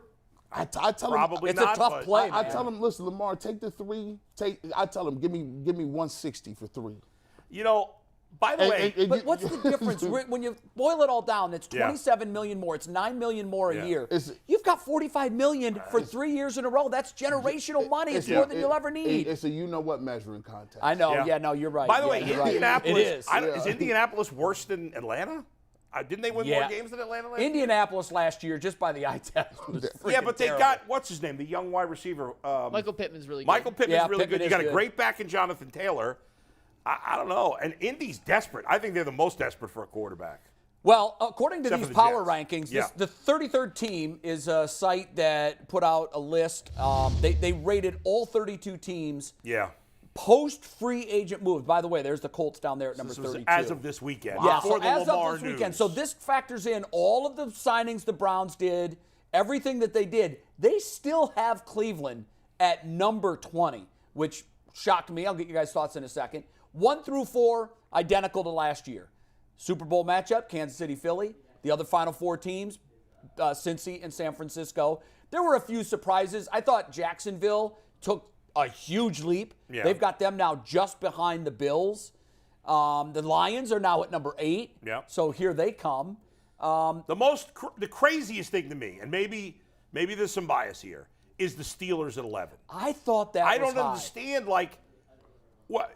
So How? if you're putting the Browns at 20, and listen, we are all to some degree biased. Maybe we think the Browns should be higher. I do think the Browns should be higher than that. But if you're going to have the Browns 20, to me that assumes that Deshaun Watson is not going to be good this year. They're making that assumption. So if you're making that assumption, why do you have the Ravens and Steelers so high when you don't know who the Ravens quarterback is, and the Steelers quarterback Big question was not mark. very good? No, I know. I don't get it. They got the Packers higher than them. Who's the Packers? Right. Now, it's not just quarterback, but I mean, that's a large part of it. And to be fair, like, we are Browns, right? Right, yeah. Whereas if you're We're a close to the national flame. publication, you're covering every tean, and you don't get in the weeds on any one But you team. need to on these free agents that they've brought in. Right, and teams may be looking at it and say, an organization like this might say, well, Watson sucked last year. He hasn't been good for 3 years. We don't know if he's going to be good. Their defense was terrible. They didn't add a ton of sexy names. Right. Like, we look at the Browns defense and we think it's going to be a lot better because of Jim Schwartz and some of the guys they added. But a guy from the 33rd team who's only paying 1/32 of their attention to the Browns might say, well, their defense stunk. It's not that much better, blah, blah, blah. Right. So I could see that. I do think the Browns should be higher. I think the Browns should be around where the Steelers and Ravens are. Like, I think they're in that 11 to 16 going into the season. Yeah, Now they could, I would have been happy anything higher than 16. I want to be in the top half of the league. The last place you want to be is 17 and down. I think the Ravens and Steelers are way overrated right now. The Ravens, way overrated. The Steelers, I just don't get. Well, I think the Steelers Bowl, they finished, 9-8? The Steelers played a number of games last year without T.J. Watt, and they didn't play well. Yeah, I think they're probably saying, here's a guy that just is an impact guy every game he plays. When Watt came back, they won a lot of close games against mediocre and bad teams. I don't know, listen. I don't think the Steelers are that good. I thought they'd be under 500. They won their last 4 to finish 9-8. I think they could win 11. I think they could win 7. Here's the thing. I don't think they can win 11. You know? This is why. When I see Kenny Pickett, he reminds me of Mac Jones. Yes. Which is this guy's a finished product already. Yeah, He's a veteran college player. His best is mediocre. And that's cold. I like that. He's a veteran college player. You know what I mean? He's already. You know what, though, Bull? He showed nice growth last year. Now, listen, I might be wrong. I'm just saying, I think what we've seen from Mac. Now, Mac Jones was better as a rookie than Kenny Pickett, so maybe there's a little more from Kenny Pickett. But I think what Mac Jones did as a rookie is the ceiling for him, right? And I think it's the ceiling for Kenny Pickett. That's what I see it. If I'm wrong, I'm wrong. But that's how I see it. The highest evolutionary step to them is like Jared Goff. If they ball out, their highest Andy level Dalton, is Goff. Same thing. Yes. Andy Dalton. I look at them like I would always look at Alabama running backs. We've seen the best of them in Alabama. Yes. Yeah. They don't get better than that because Saban gets the best of them. And I feel like these are guys who came in ready to play in the NFL because they played a lot in college, and it's just their guys. And I don't see them being that good. And I don't love the Steelers running game. And the Steelers to me have a studs and duds defense like the Browns do. So they got some holes in their defense. They got an opportunity. I think here's the problem. Yeah. The Steelers and Ravens, for the most part, they live off of reputation. Yes, they do. They got 5-star reputations. It's like going to that steakhouse, right? Now, I'm not going to say it because we all know you go to a steakhouse, they'd be like, oh, yeah, man, Ruth's Chris. You'd be like, but, yeah, is that really the top steakhouse in the game? No, you just got, It's probably the top chain steakhouse, but it is a chain. It's a chain, bro. So, those are staples. The Steelers, people will tell you the Steelers defense is good even when they trash. 100% true. Yeah, because you remember the dominant Steelers and because defenses. it's rarely trash. It's not trash that often. You know what? When they've got some really good pieces up front, and they've got Minkah Fitzpatrick in the back. Right. So it's kind of like the Browns. Let's forget about the middle part of the defense and let's try to. We're going to shine the bright lights so brightly in your face with our superstars that you're blinded and you won't even see the deficiencies elsewhere. They do have some really nice pieces on that defense. And they did go 9-8 last year, missing significant time from their best player. Mm-hmm. Their young quarterback showed real maturation and growth as the season went on. That might be why a national publication said, hey, you know what? They're arcing up. Let's move them up a little bit. What they didn't do in the Browns case, and I reached out to a couple of my buddies who cover the NFL but not the Browns. And I said, what do you think of the Browns offseason moves? 2 of them. One of them said, some nice moves. I said, elaborate. Well, I think they filled their holes up front. Okay. The other one said, I know they signed a lot of guys. I don't know how much better they got, but they were active. Right. So it tells me that they weren't even really following it that closely. That's right. Yeah. My first buddy said, yeah, you guys really addressed your weakness up front. Right. He knew. But you know what? What we did were staple moves. They weren't the headline-grabbing moves. Like Hargrave would have been the headline grabber. We didn't grab headlines. We wrote a really solid paragraph. People get and put caught up in together. the headline moves in Yes, free they agency. do. And But rarely do those guys move the meter and put you over the top. Yeah, and it's whenever, listen, I don't mean to diminish national guys. When you're a national guy, you got to cover every team. They're watching 32 things move. We're covering the Browns. We're going to know the team better. It's the same thing with baseball, especially even more in baseball. because the Indians don't get, or the Guardians don't get a national pub. No. Like when we had Mike Ferrin on, you were off. Like Mike knows the Guardians. Right. But most national guys, like they don't know. Like when I listen to MLB radio or whatever, some of those guys, like, and they're baseball diehards on that station. Sure. But some of them, when they talk about the Guardians, I'm like, they don't know the team that well. I can tell, and they can't because they have to pay attention to all 32, all 30 teams. I get it. I don't kill them for it. I'm just saying, when you have to cover every team, you can't know. When I was working in New York, it was harder because I had to watch the Mets and Yankees. Like here, Cleveland football's king. Yeah. I love baseball, so I watch baseball, but we don't talk as much baseball. And I think we've done a good job talking baseball, talking Cavs here. Sure. But football's always king. It doesn't dominate our conversation. Right. In New York, it's a four-way tie between the Yankees, the Mets, the Giants, and the Jets. It is. I had to be on top of more things there working in New York. It's a little harder. Now imagine throwing 30 more teams on in football and 28 in baseball. And it makes it hard. So when I was doing a national show here for when I was working the radio station, and I would do a national show, CBS Sports Radio, on the weekend, and like I knew there were some teams I didn't know as well because it was impossible. I've come around a little bit. I got some more information. I think Andrew Berry then came around a little bit too. I think that he believes that nowadays you have to have a crazy offense just to even be in the mix. I go back and I look at the Eagles last year. It was lights out. These dudes was crazy. I go back and look at what the 49ers was doing. Crazy. But as soon as the 49ers lost their quarterback, I think a lot of people realized, like, it don't matter how good you are on defense. Now, you can't stop these dudes every play.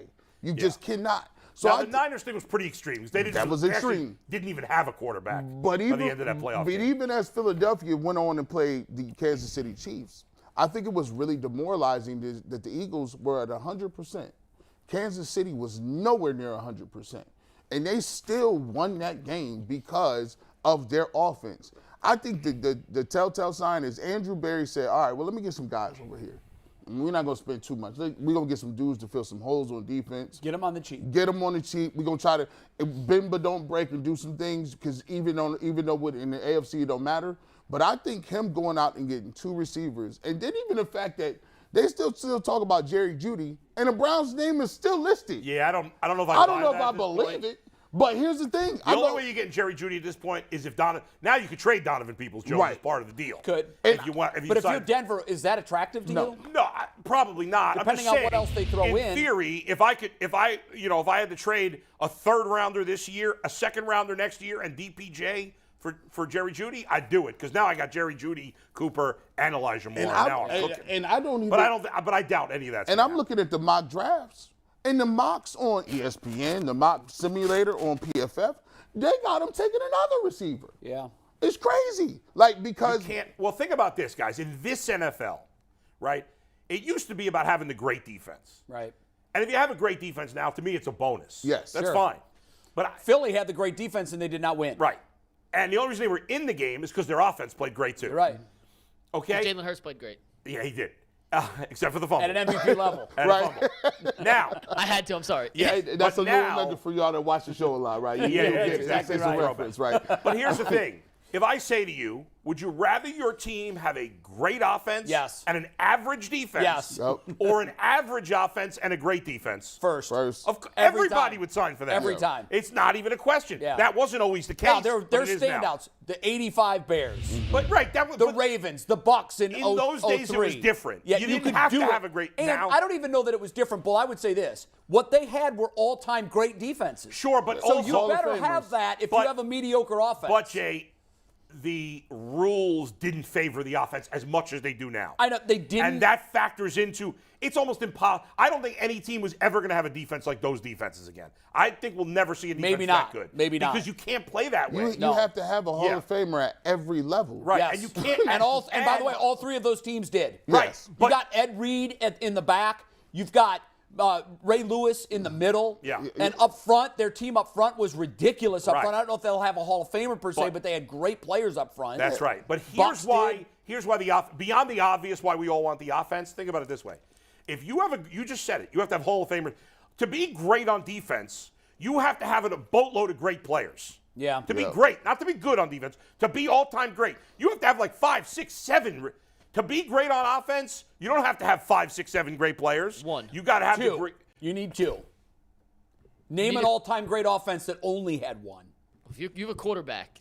Yeah, but even in Kansas City's case, Kelsey is Hall of Fame track. Right. Yeah, if you get When Tom Brady was doing his thing in Tampa Bay, he had Gronk and he had Hernandez for some of those Super Bowls. I think you have to have the great quarterback and one great skill position player. I agree. Yeah. One. I agree. And you can't be And terrible other the than rest that, of the you offense. can have some pretty good guys. But everybody else has just got to be solid. Right, you're right. You could have 5 solid offensive linemen, a solid agree. running back. When's the last time a great running back won the Super Bowl? A great one, not a talked solid about one. that. I saw Joe Burrow throw for 500 yards back-to-back, and I changed everything I said. Like, not this year, but the last year I went to the Super Bowl. Yeah. He was playing the Kansas City Chiefs. I think he threw up like 500.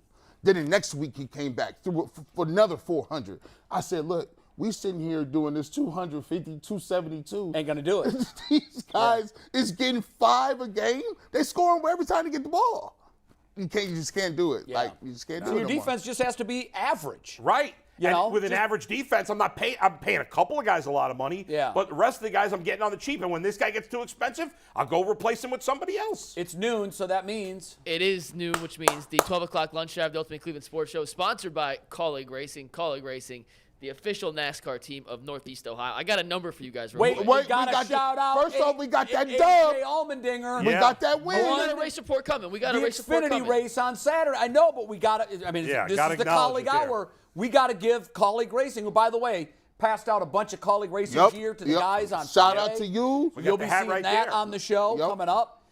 But they got the Xfinity win with AJ Allmendinger, who is a fantastic road course racer, and they got their first win of the season. I'm this nodding year, so. as if I have any clue that he's. We're going to do a He's race great. report at the end of the show. Earl's got the full recap Okay. coming All up. right. By the way, that'll that was be a later. fast Real quick, first I got hour. a That number just on flew defensive by. stats. I couldn't believe it was 12 I o'clock. know. I couldn't either. Yeah. I got a number on defensive stats. Okay. Top 10 defenses in terms of points per game last year, which at the end of the day is the most important metric. Right. You ready? Look at these teams. It's and not look- the most important metric, but go ahead. Yeah, there are other ways to measure defensive but go ahead, But I'm efficiency. saying in totality It's here. 'cause I know interesting. Go ahead. I mean, if you score 45 a game and you score quickly, and the other team's going to throw the ball a lot, you're Yeah. going to give up points. No, but meaningless I'm just points, but saying. points. All right, go ahead. Give it to it. What do you got? So you got the Niners led the league. Obviously, very good defense. Yes. Bills were second. I don't think anyone looked at the Bills as No. a truly dominant defense. No. You had the Ravens, who barely snuck into the playoffs, which granted Lamar was hurt They for played a 6 lot. Their games. defense was really good the second half of the Defense year. was Yes. great. They almost beat Cincinnati in the playoff They game did. because of their defense. Yes. Jets, not a playoff team. Nope. Cowboys, they made the playoffs. Good defense. Yeah. Bengals, good defense. Then here's where it gets interesting. Commanders, not very good in the grand scheme of things. New Orleans, not a playoff team. Pittsburgh, not a playoff team. New England, not a playoff team. Right. And Yeah. look at the playoff teams that you mentioned there. Most of them are, even though their defense was good, their offense was better. Yeah. Exactly my point. Yeah. Yep. Except for Baltimore. Yeah, Yeah. Baltimore was obviously offensively challenged, but their defense was good enough to be a play. You know, if last year, if Lamar had been healthy, that's why a lot of his teammates were chirping in the Yeah. media and on social media, because they knew that they had something special on defense. Yeah. And Lamar could have been the X factor that put them over the hump. Yeah. We'll never know. We'll never know. Yeah. Before we move on to the Guardians, I want to do one more NFL topic real quick. It's not on the rundown, Jay. This happened while we were on air. Okay. But we'll spend 5 minutes on this, then we'll move to the Guardians. But it was announced today, Jim Trotter tweeted out himself that his contract will not Yeah. be renewed with NFL.com. Very disappointed. Jim came on our show, was awesome on our show. I don't want to say he's most famously known, but at least in relatively recent news, he's been most known for challenging Roger Goodell at those Super Bowl press conferences. Yeah. I know he's a friend of yours, Jay, He but is. are you surprised or I'm kinda surprised expect this? I'm surprised they did it. That's I'm lame as surprised they hell. did it. And by the way, I was going to ask you this. I'll ask you now. I was going to ask you off air. I think we should clip his answer to my question about the question. So if you missed it, Jim Trotter asked a very pointed and directed question to his boss, ultimately, Roger Goodell, at the State of the League news conference the week of the Super Bowl. He asked him about the league's hiring record with African American, not just on the field, or excuse me, in the coaching ranks and in the leadership ranks, but also in the media ranks. And he said, I asked you this same question last year, and you told me to get back with you in a year. And I have, and I want to point out that we still don't have an African American on the news desk at the NFL Network, which is owned and operated by the league. And he went on to mentioned some other things where he felt the league was deficient in terms of minority hirings. He came on our show as a result of that. I asked him to come on. He graciously did and talked about everything. And he said, look, my contract is up in March. And I don't know if they're going to renew me or not, but I'm not going to not ask a question that might put my job in jeopardy just for that reason. And they essentially, and I can't imagine this decision was made without the input from Roger Goodell. I don't know where you guys are on that. Yeah, of course. But this became a high-profile thing because it was a subordinate asking a boss a very pointed question that made the boss look bad in front of the world. Right. And that guy now is without a job. And 100%. I think it's reprehensible that the league has done this. Yeah. And to answer your question, on one hand, I can see that that's the way the league operates. They are cutthroat. And anytime someone tries to put their hand in the NFL's money bag, they come out without a hand. And they cut Jim Trotter off. Yeah, the NFL stayed sadly true to who they are. That's they don't exactly care. right. They don't care what you think of them. They don't care. Nope. You embarrassed us. We're not paying you anymore. And you know what I Go hope F becomes yourself. of this? Jim is one of the most talented writers I've ever worked with. He's going to have no problem finding a job. The league should have thought twice about this because if they thought they had a thorn in their side before, he's no longer a league employee. He's going to swing a bigger bat, and he should. The Athletic should hire him. You know what? Someone like The Athletic will hire Jim Trotter. Jim's going to be just fine. Yeah. Jim also has a nice crossover skill in that he's done TV for years. That's where I know him and worked with him. Yeah. But I feel terrible for Jim. I really do. I think it's a black eye on the league. Oh, big time. And here's what sucks most about it. This will go – it won't make a whimper. A bunch of us will tweet about it today. You know why? Because all of the networks that are also in bed with the NFL, they're business partners. Do you think ESPN is going to come out swinging on the NFL for this move? No. The NFL Network will be very moot on it. Right. NBC, CBS, nobody. Fox, the main players are all in business with the league, and they're all going to stay quiet about this, and it makes me sick. You know, sometimes it just, because I talked to him when he came on, and it's just, sometimes as an African American, you just feel like you really don't, you don't matter in the scheme of things, right? You just don't. Like, he's one of the most decorated writers of our generation, pretty much. And what does that say to people like me or people like that want to be in the media, that want to cover sports? If they can do that to one of your icons, what can they do to you? You don't matter like that. I look around every single day when I'm here in the city of Cleveland. I ask them, how many women are on air? Silence. You look around, you want to maybe 1, 2, 3 black guys on air. Silence. And so my thing is, if you can't ask a question to your boss and say, look, you told me, you said come back to me and ask me in a year and see what I show, improve, and did.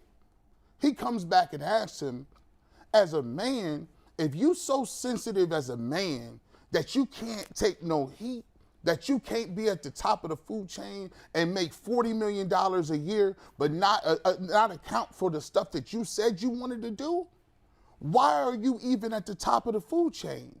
I got to be able to take that criticism and that heat. And as a man, you should have said, you know what, Jim? That's a very good question.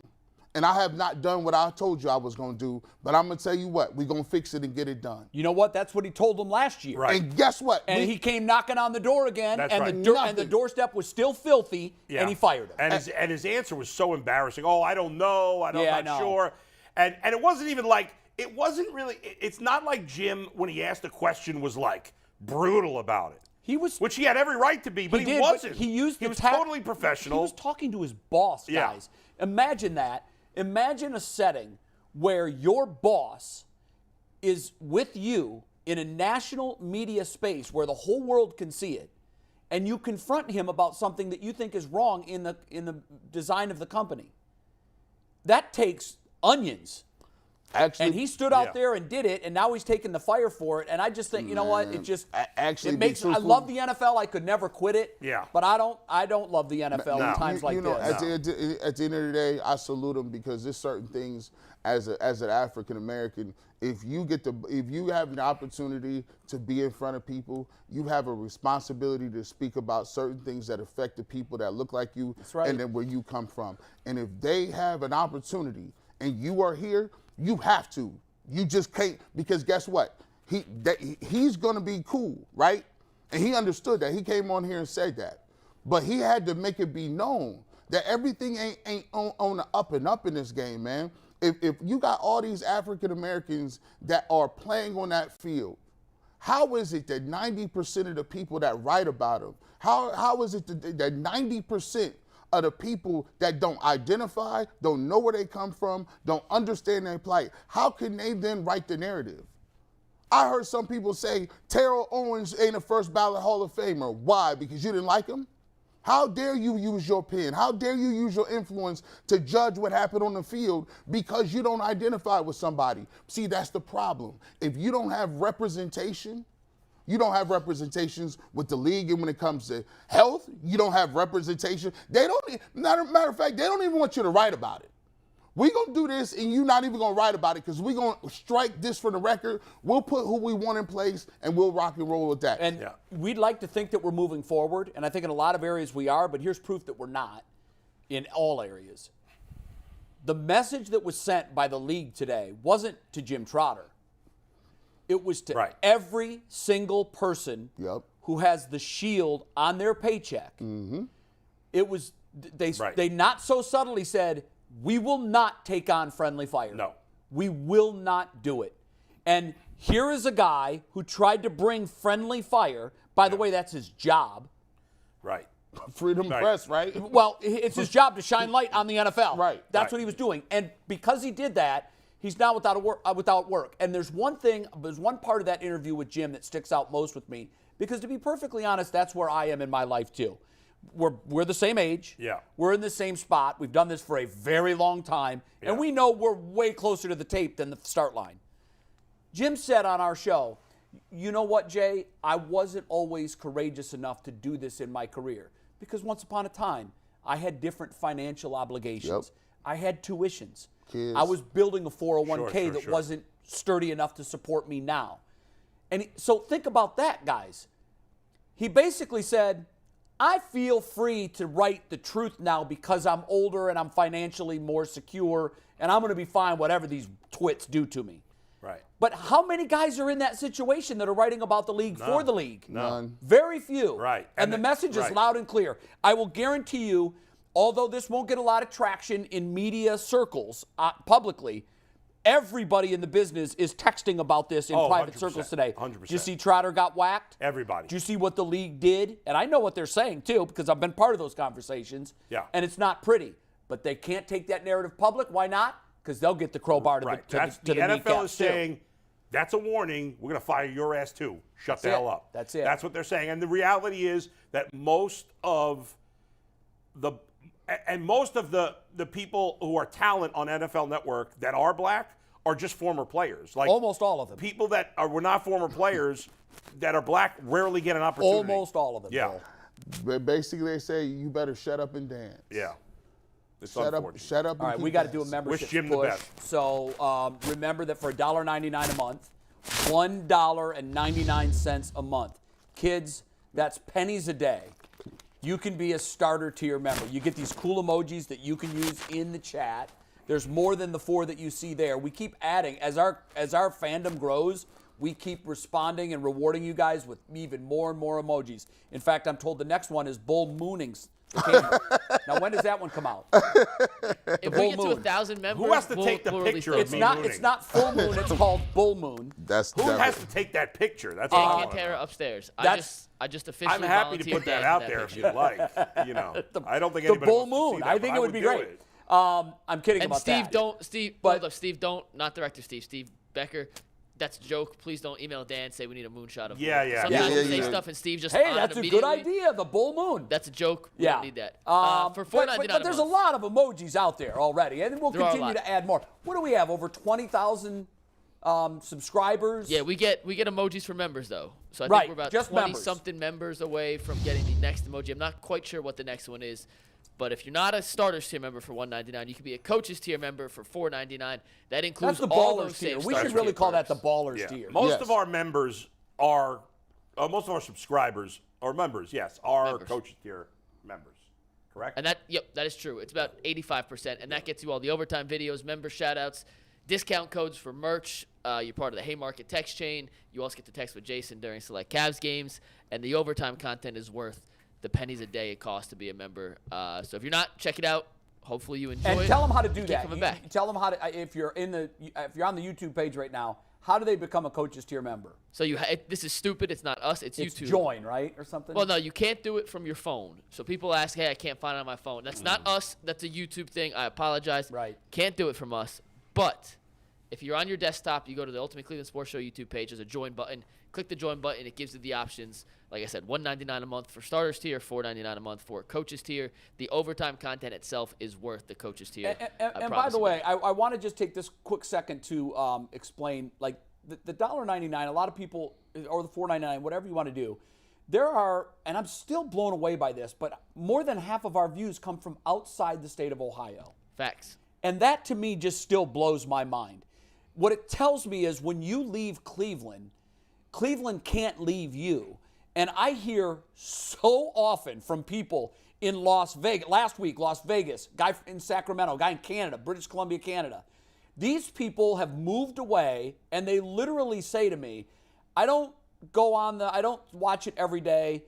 I don't want this to go away, and to make sure that it doesn't, because I need this in my life, I'm a member for that reason. Yeah. And that's awesome. So it does. It makes sure that we can continue to bring you the 2 hours of daily content that really is a connection to home. When you live in Cleveland your whole life, you don't understand what you're missing until you leave. I can speak from experience. I got an lived email, the first Jay, this 18 weekend. years I of my need life to read about that. And Cody, I hope you don't mind me reading this email, but Cody asked me a question. I responded, and he goes, I want you to let you know, quote, thank you guys so much for putting this all together. I finally feel more connected to the Cleveland fan base. I moved to Washington a long time ago. I'm still out here, and being a Cleveland fan on the West Coast has been isolating. I appreciate the hell out of what you guys do. Keep up the good work. I've been told things like this. It makes me feel like I'm home for those 2 hours. Yeah. Yep. And when you're gone, and like I said, you don't know what it is until you leave it. Yeah. You know, you've always been here, except for you did live in North Carolina for a bit. But when you moved away, you felt like you were a foreigner. You felt disconnected. Yeah. I wish there would have been something like this for the 34 years from the time I graduated college to the time I came back. Yeah. Because so the membership, along with getting the content, the extra little goodies here and there, some people do it just to make sure that this thing continues on. Well, we really appreciate it, and we'll keep bringing you the great content. We have a ball doing it, as you can tell, and we'll keep doing it. All right, we're going to go to, you want to do Guardians now? Let's talk a little Guardians. I am very concerned, guys. I am too. I saw this. I'm terrified. Now, remember, Tristan McKenzie's had a bad spring, which I generally disregard. But now he left yesterday's game in what was his last spring training start with what's being described as a sore right arm. Now, Zach Meisel and others have put out that the Guardians did this as a precautionary measure, and that my assumption was, okay, they're saying that maybe he would have stayed in if it was a regular season game. Right. However, we've talked about this before, Jay and G. I know. He is very slight of build. Dr. Sticks. He's had injuries in the minors. This makes me very nervous. He is scheduled to pitch the second game of the year. Remember, the season starts in 3 days. Yeah. Shane Bieber's pitching against Luis Castillo. Great pitching matchup. It is. Thursday night. Bieber, by the way, has been Lights Cy out. Young caliber Lights out. This in Mariners the spring. are a good team. Yeah, they are. So it's a fun start. Yeah. Friday is supposed to be Tristan McKenzie and Robbie Ray, another good pitching matchup. And so we'll know. Well, we'll know before that, because if he's not going to pitch Friday, he'll probably go on the injured list. Yeah. Now, hope I'm just being scared and you're being scared for nothing. Yeah. But when my second best pitcher, my second most important pitcher, leaves the game due to, like, if it was a tweak of his toe, or he was just, I don't know, whatever, he had a cold, no big deal. But when it's arm, that makes me nervous. I always say this, man. Like, when pitchers play poorly, right? Usually they don't pitch poorly because they're just getting hit hard. Usually they pitch poorly because something was wrong. Almost always true. That's right. Because even when a guy can say, well, I'm struggling with my command, I know when I'm struggling with my command, it's because I'm compensating for something in my delivery. And then your mechanics get screwed up. And your mechanics get tweaked just so slightly. You have to be perfect. Gee, you're right. Now, that doesn't mean that every time a pitcher's in a slump. Sometimes it's here. Yeah. That muscle's hurt. Right. But almost always it is some kind of injury. Bull, we've talked about him at length. Yeah. He's skinny on TV. I sat with him for an interview, and by the way, he was probably one of the most fun interviews I've done in a long time. He's just a great, great kid. Yeah. 6'5", 165. Guys, think about that. I mean, that's crazy. You're 6'5", aren't you? Yes, and I was 165 when I was born. So you're probably, I'm guessing, close to double his weight? Yes. Can you imagine being half your body mass right now? And he throwing that hard. And the thing is, he's putting a lot of stress and torque on that. He throws the ball hard. He actually gets backspin with the baseball. Very few people can pull that off like he does. I'm terrified. Hopefully it's nothing. I will say that early in the season, when you go from, and I'm not saying he did nothing in the offseason, but when you go from 0 to 100, those muscles, the only way to get those muscles used to the process is to go through the process. You can work out all you want, but there's no substitute for throwing a baseball 100 times at max velocity. And I don't like the fact that this arm is vague. Now, look, I didn't had a lot of surgeries. There's ways they can minimize it. If you tore your ACL, technically that is a leg injury, right? But they could have said shoulder stiffness. They could have said a lot of things, forearm tightness. They said that wouldn't have made me feel good either. So you know what I'm hoping? And this is, when I read that, I said, okay, for me it's either elbow or shoulder.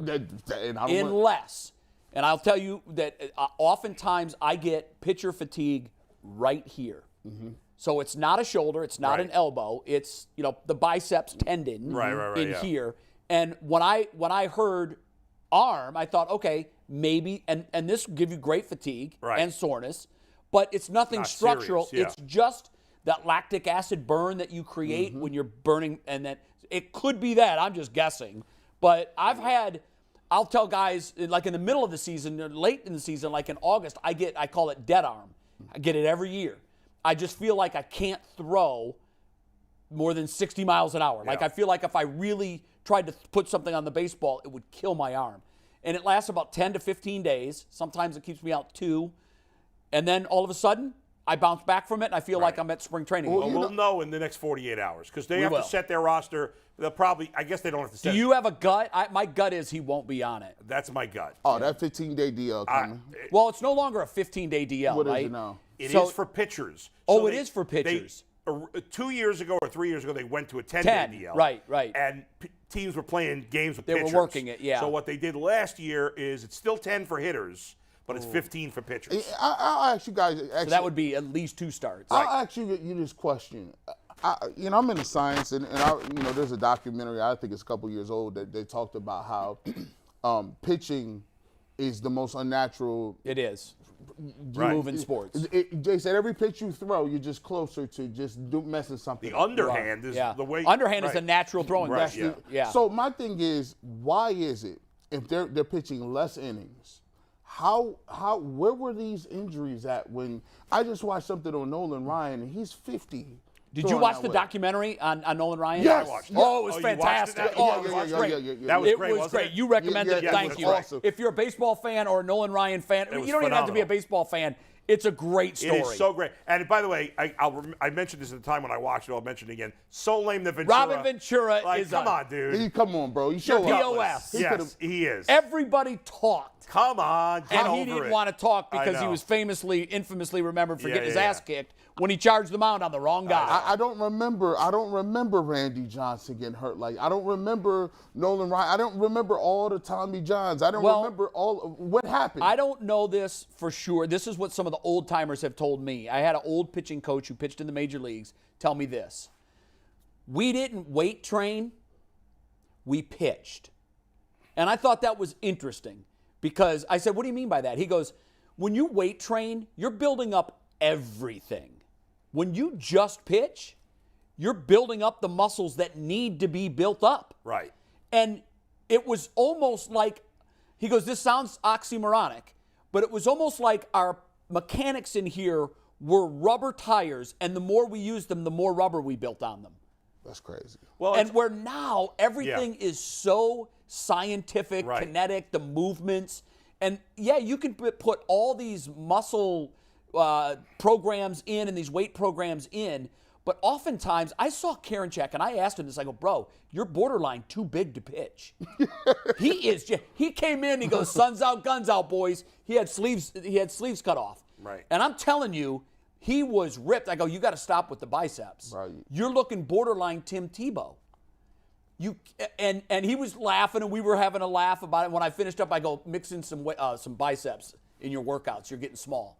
He to me looks like he's too big to pitch. Right. And guys, they used to talk about back in the day about being flexible and being like, now it's just about how strong you can be. And I don't know that makes you I don't know. I mean, It's the Tom Brady, lengthen and elongate your muscles. Yes. Right. That's literally Yes. that's the TB12 method. That is it. you see so many, like, I feel like there's so many. Now they baby the players more. They and do. any little tweak, like back in the day, guys would pitch through more. Yeah. Plus, if you had to have Tommy John surgery back in the day, there was no Your such career thing. was over. It was it. You Yeah. just didn't pitch anymore. Right. That's still, if you're at home, if you want to just see what we're talking about, make an L with it right here Yeah. and twist your arm this way or this yeah. way. They said that ligament it only takes 5 to 7 pounds of That's it. pressure before it snaps. Yeah. Now, and the funny thing about the pitching motion, when I tore my labrum and biceps tendon, my surgeon said, I said, what can I do differently? He said, nothing. Stop pitching. Stop. He said, because here's the thing. The muscles that you've damaged, the tissue that you've damaged, is essentially the brake pads on a car. And which was interesting. He says it's not so much the throw and the velocity, it's the sudden stop at the end of it. Imagine going 75 miles an hour and slamming on your brakes and coming to a stop within inches 100 times. What that's going to do to those brake pads. You're going to tear them and you're going to destroy them in time. Yeah. And so there's, it's an unnatural movement. There's always going to be injury, but you're right. Yeah. Dudes used to pitch 300. Gosh, there was no bullpens back in the day. No. You pitched. If you were the starting pitcher, you pitched. Yeah, right. I mean, if the game went 12 innings, you pitched back in the day. You pitched. By the way, one last thing on the Guardians have finalized their roster pending injuries of Yeah. Tristan McKenzie. They are keeping 3 catchers. Which I was stunned don't by understand. that. And only 4 outfielders. Right. Yeah, Will Brennan will be the 4th outfielder to start the season. guy. Oh, wow, he did. Now, it. he keeping did. 2 And veterans. kudos to Will. Shout out to him. Yeah, He well, did it. pump for him. Yeah. 2 like journeyman kind of veteran backup catchers, Cam Yeah. Gallagher and a guy named Mebris Valoria, I think is how you Right, pronounce yeah, it. I He was with Kansas City. I know nothing about He's him. not. Gallagher's been around a while. I think the reason for that, Bull, Yeah. is it gives them more pinch hitting flexibility and it will give them a chance to get Brennan and Arias at bats. Because I don't know, you do not want these kids sitting on the bench and hitting twice a week. It's Right. stunting their growth to Yeah. do that. And when Jason was in Arizona last week, he said the staff is not concerned. He said there's going to be plenty of opportunities. And Yeah. Curtis even said that a little bit too, for both Brennan and Arias. So my guess is with those 3 catchers, it does give you more flexibility. Yeah, and maybe the you pinch can hit for sneak Zunino, them in. but Zunino's got a power bat. If he's healthy, I don't know that. Like those guys, yeah.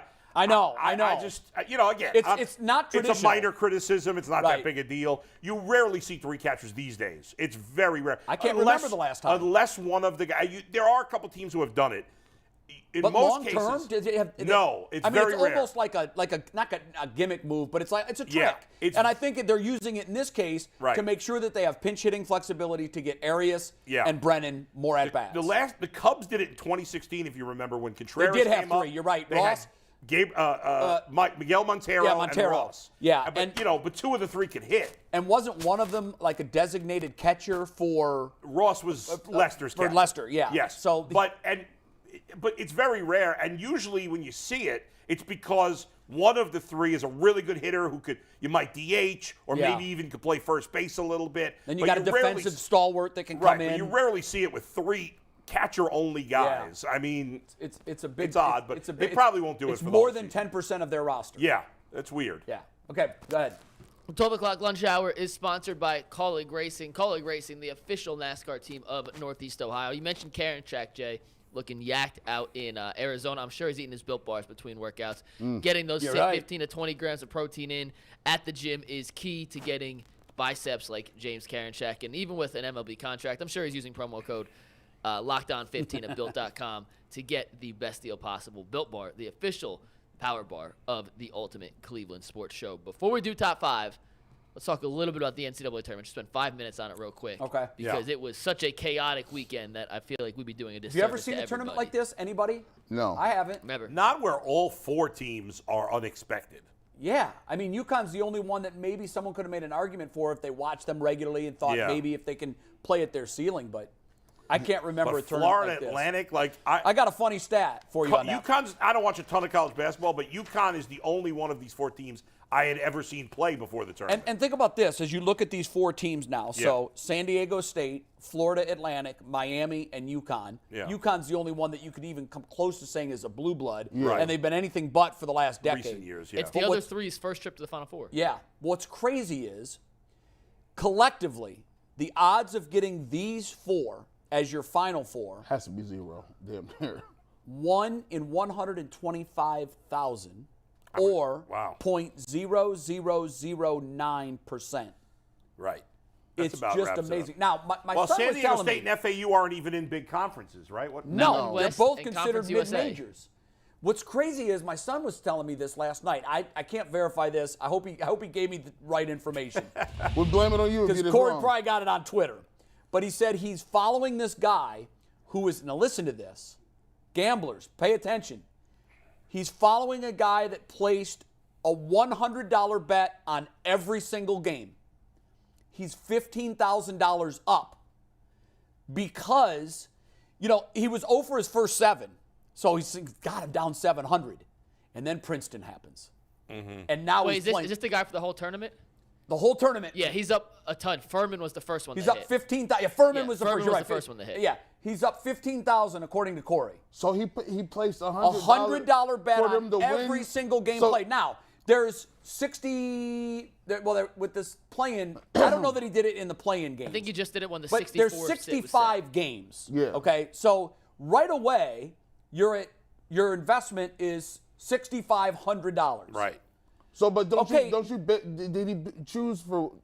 Did he say, okay, I'm betting these guys will win, and then place a bet for them to lose too? No. No, just $100 each game individually. on the no underdog parlay, just in yes. every game. on the The underdog. underdog. You Okay, left got that part you, out. got you. I did leave Okay. that part out. You're Okay. right. On the money line or versus Money the line spread? I think underdog. the money line underdog Oh. every time. So Oh, wow. now if you think about it, listen, That's he's kind of crazy. he's found the cheat code bowl. He has found the cheat Oh, code. because you only have to Oh. win. Yeah, but there's been more upsets this year than other years, though. Yes, and I don't know. You could go back in time and you could play Yeah. that out every year. However, his overall outlay is going to be $6,500. Right. Right? Yeah. He's already up 15,000. Right. So you can't lose. No, there's only 3 games left. Right. So He's gonna. if the underdog hits in one of those 3, he's going to get paid big again. So Is this the new cheat Well, code? probably then? not. I think it is the cheat code. But he's probably not going to give me that much more because there's not going to be a big underdog the rest He's of the way. already 15,000 up. No, I'm saying, but he won't make a significant more. But I think. Right, yeah, I see but what you're there was saying, some yeah, really low-seeded A big 16 beat a dogs. 1, Right. a 15 So beat a 2 the 16 over 1 was 1,400 odds. So he won $1,400 on a $100 bet. Right. on one game. Yeah, Princeton's 2 wins were big. Furman's win. FAU, I think, is probably helped him a FAU little. winning in the They're a second 9. round.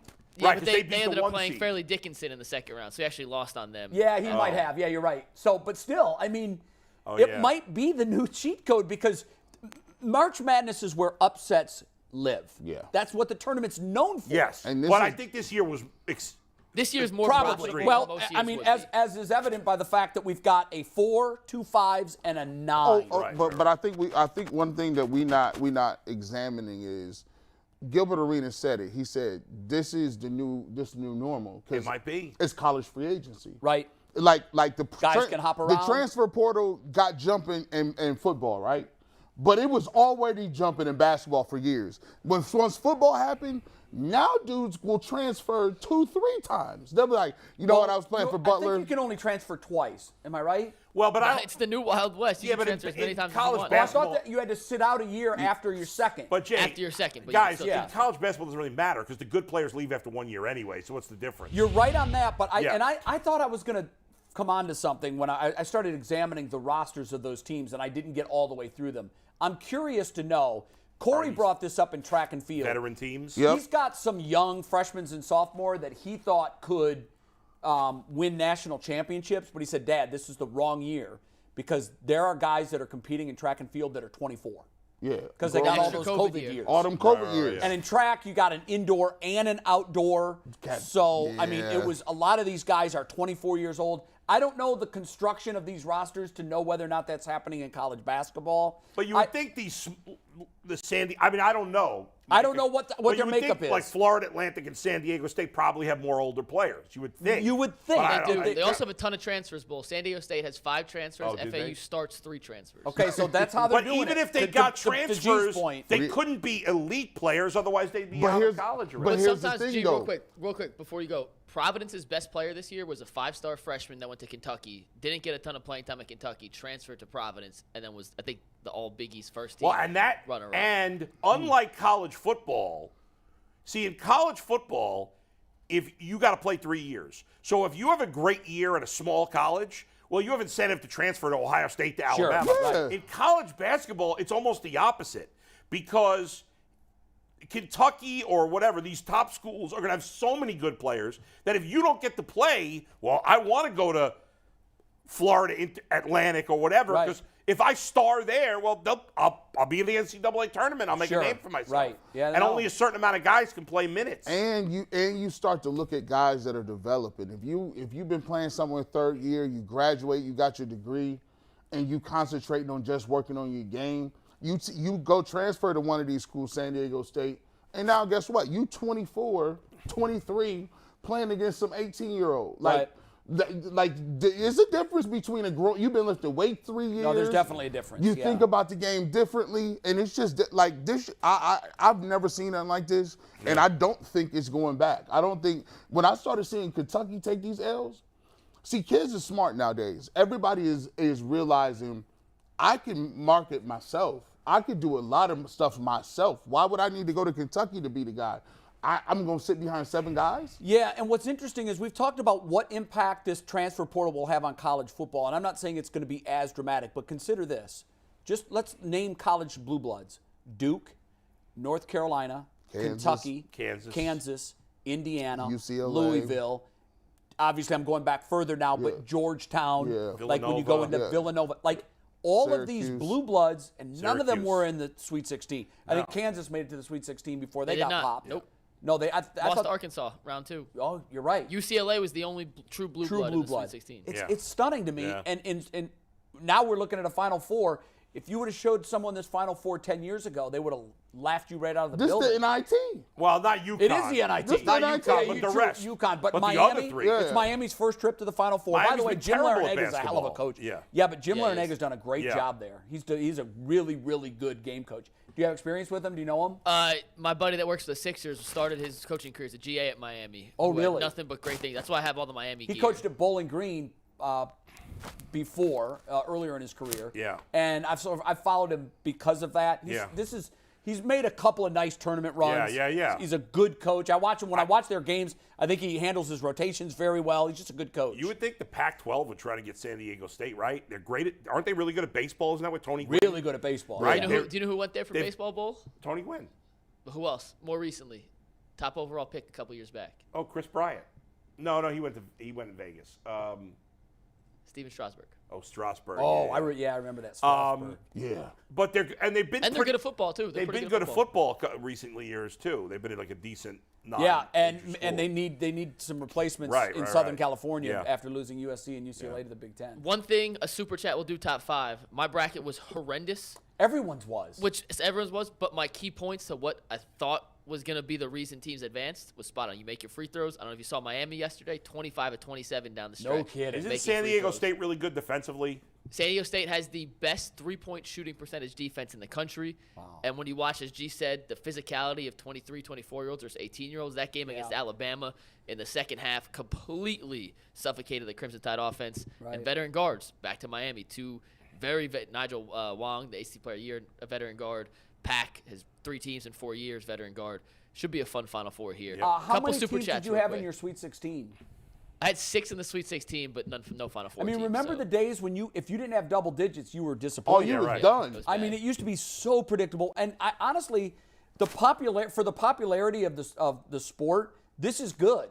Upsets are good. First of all, gambling has had a lot to do with it here in Ohio. Yeah. But I didn't watch college basketball this year. I watched maybe 4 or 5 games. That's it. But now you're watching these tournament games because you just don't know. I think that's the new norm for most people, that we don't watch the regular season, but we watch the tournament. Unless you're a diehard. Yeah, we've figured it out that it's just not relevant. So are we saying that the only regular season games people watch are NFL games? Yes.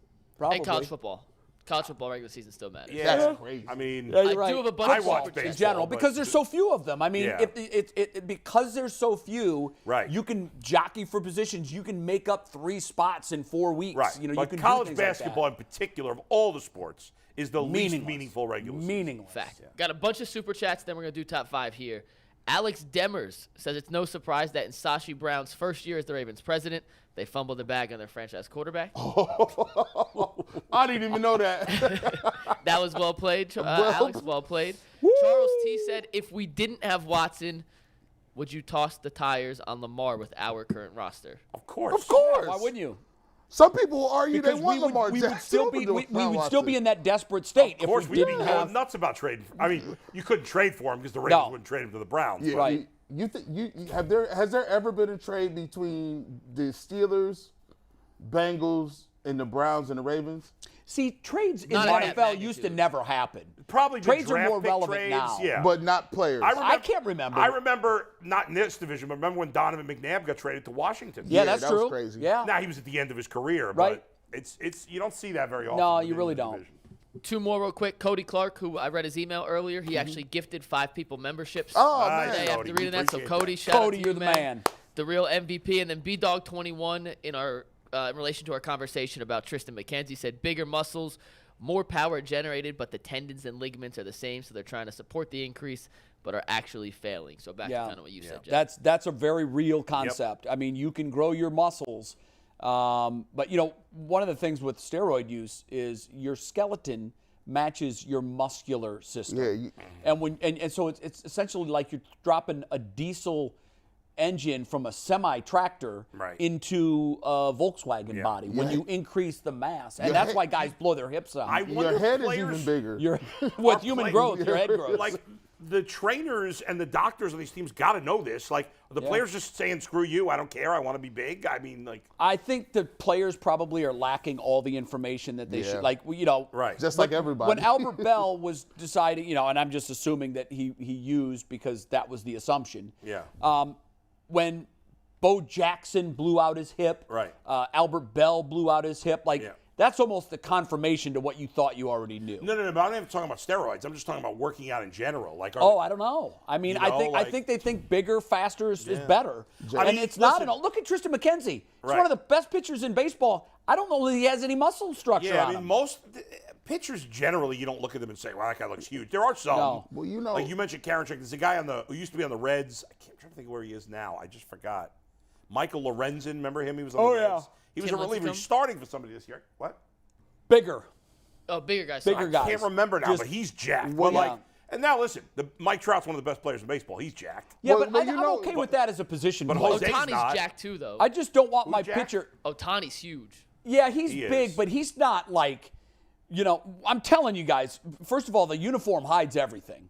Yeah, that's true. But when Karinchak is much bigger than I ever thought him to be last year. He's had to have, by looking at him, looks like he's gained 5 to 10 pounds of muscle. Lifting weights is a drug. Like you do know once it's addicting. It's addicting. Like you get positive endorphins. That's why you get certain people that will say, if I don't work out today, if you chose whether you need to sleep, eat, go hang out with your Some family. people won't miss it no matter what. They're like, no, I do not miss a workout or my day is screwed. I wish I was one of those guys. You'll be surprised. Why? I was addicted to working out. Well, you can get You can get that there. way. Because once upon a time I looked at it as a chore. Now I look at it as it has to be a regular part of my day. I don't do it every day, but during the week, if it fits in my schedule and I can do it, I do it. 2 weeks. All it takes is 2 weeks to build a habit on anything. Yeah. 2 weeks. Right. If you do it consistently, then you'll be like, okay. Mike, that's top true. 5, buddy. We got a fun top 5, but first, it's time for our Colleague Racing report with Earl of Pearl. Yeah, Earl. What up, man? We had a great weekend this weekend. I'm going to go ahead and get the Cup stuff out the way because it's not too interesting. We had a horrible day on Sunday. AJ finished 34th, and Justin finished 19th. The cars just couldn't find themselves in the front. Although Justin Haley was running in the top 10 before a late race crash took him out. But Jay and company, man, on Saturday is when everything got real interesting. Colleague Racing, shout out to Colleague Racing. Thanks for the gifts. AJ Allmendinger, man, set on the pole, dominated the race, won the Xfinity race, back-to-back wins at this particular racetrack. Wow. The Pit Boss 250 at the New Texas Road Course. So, yeah, man, much love to our sponsor. Cool to see AJ Allmendinger getting the victory lane. Me and you were talking earlier. He's turning into one hell of a road course driver. He really is. He's one of the best on the circuit, wouldn't you say? Yeah, absolutely. Like right now at this stage, when it comes down to road courses, it's between him and Chase Elliott, and he's been winning a lot more of those road courses than Chase has. I have a question for you, Earl. Don't you think that's the true measure of a race car driver is a road course? I think so, and I'm a huge stock car fan, which is NASCAR is, right? Which is what NASCAR is. But if you look at a lot of the Indy cars and other different racing formats, they turn right and they turn left. They just don't turn left. And there's the straightaways are very, very short. You're maneuvering turns most of the race, and to me that's what racing is. And he just has that skill set. And, they feel very comfortable going to a road course because he's had so much success. Earl, my mind is blown. These dudes told me that race car drivers could get fired for wrecking the car. I say, bro, that messed me up. I've been thinking about that for days. So listen. I say, bro, so I can't wreck? I'm supposed to go fast and I can't even wreck? They're like, nah, bro, that's so how you just think get about fired. this real quick because I know we got to get to top 5. So, like, my favorite driver of all time is Dale Jr., and I became a Chase Elliott fan because of his Xfinity team, JR Motorsports. Well, when he was first starting up the team, he was trying to find competent drivers to drive the race cars. And you will find drivers replaced, man. To replace a entire stock car after you done totaled it, that costs a lot of money. You're kidding. So you can't be out here tearing up equipment. This is crazy. Earl, am I right for a Daytona-style NASCAR? The price tag can be $1 million. That's what I've heard. That's on the cheap side of it. That's like for teams that's running 23rd through 43rd. You know what I mean? Like those top teams, Hendrick Motorsports, Colleague Racing, Gibbs Racing, they're spending probably, and I'm throwing this out there, probably about $2 million a car. That's insane. Minimum. That's insane. All right. You better have a deep pocket. One more quick fact though. So NASCAR switched over to stage wins. This was AJ Allmendinger's 12th NASCAR Infinity Road Course stage win, which makes him most all-time for the Xfinity Series since they've been keeping that stat. Nice. Wow, that's pretty cool. Yeah. That's pretty cool. Congrats to Colleague Racing and AJ Allmendinger. All right, top 5 worst kinds of people. Worst kind of guys, yeah. And this is not just guys. It made more sense to call it worst kind of guys. These are gender-neutral topics, but to give you a little pretext, Ryan Russillo, one of my favorite guys who talks basketball. He does everything, but big fan of Ryan Russillo. They did their Sweet 16 of the worst kind of guys. I thought they missed a couple, but this is what inspired the idea for me. Sweet 16. So they stole their idea, is what you're saying. Yeah, I took the idea, but we put. There's only one original idea. Yeah. They missed a couple. Me, Earl, and Anthony went through. We added some of our own, and then we ranked our top 5. So all right. Shout out to Ryan Russillo. We're big fan, but we're paying it forward, paying respect to him by ripping him off. Yes. And Ryan would fully understand that. He's a very funny guy. Ryan's awesome. Yeah, big fan of his. So this is the worst kind of guys. We had 23 on the list that we cut down to 5. So we're going to give you 3 real quick honorable mentions that didn't make the list, but we did feel like we wanted to talk about. Honorable mention number 1, Mr. Zags on everything.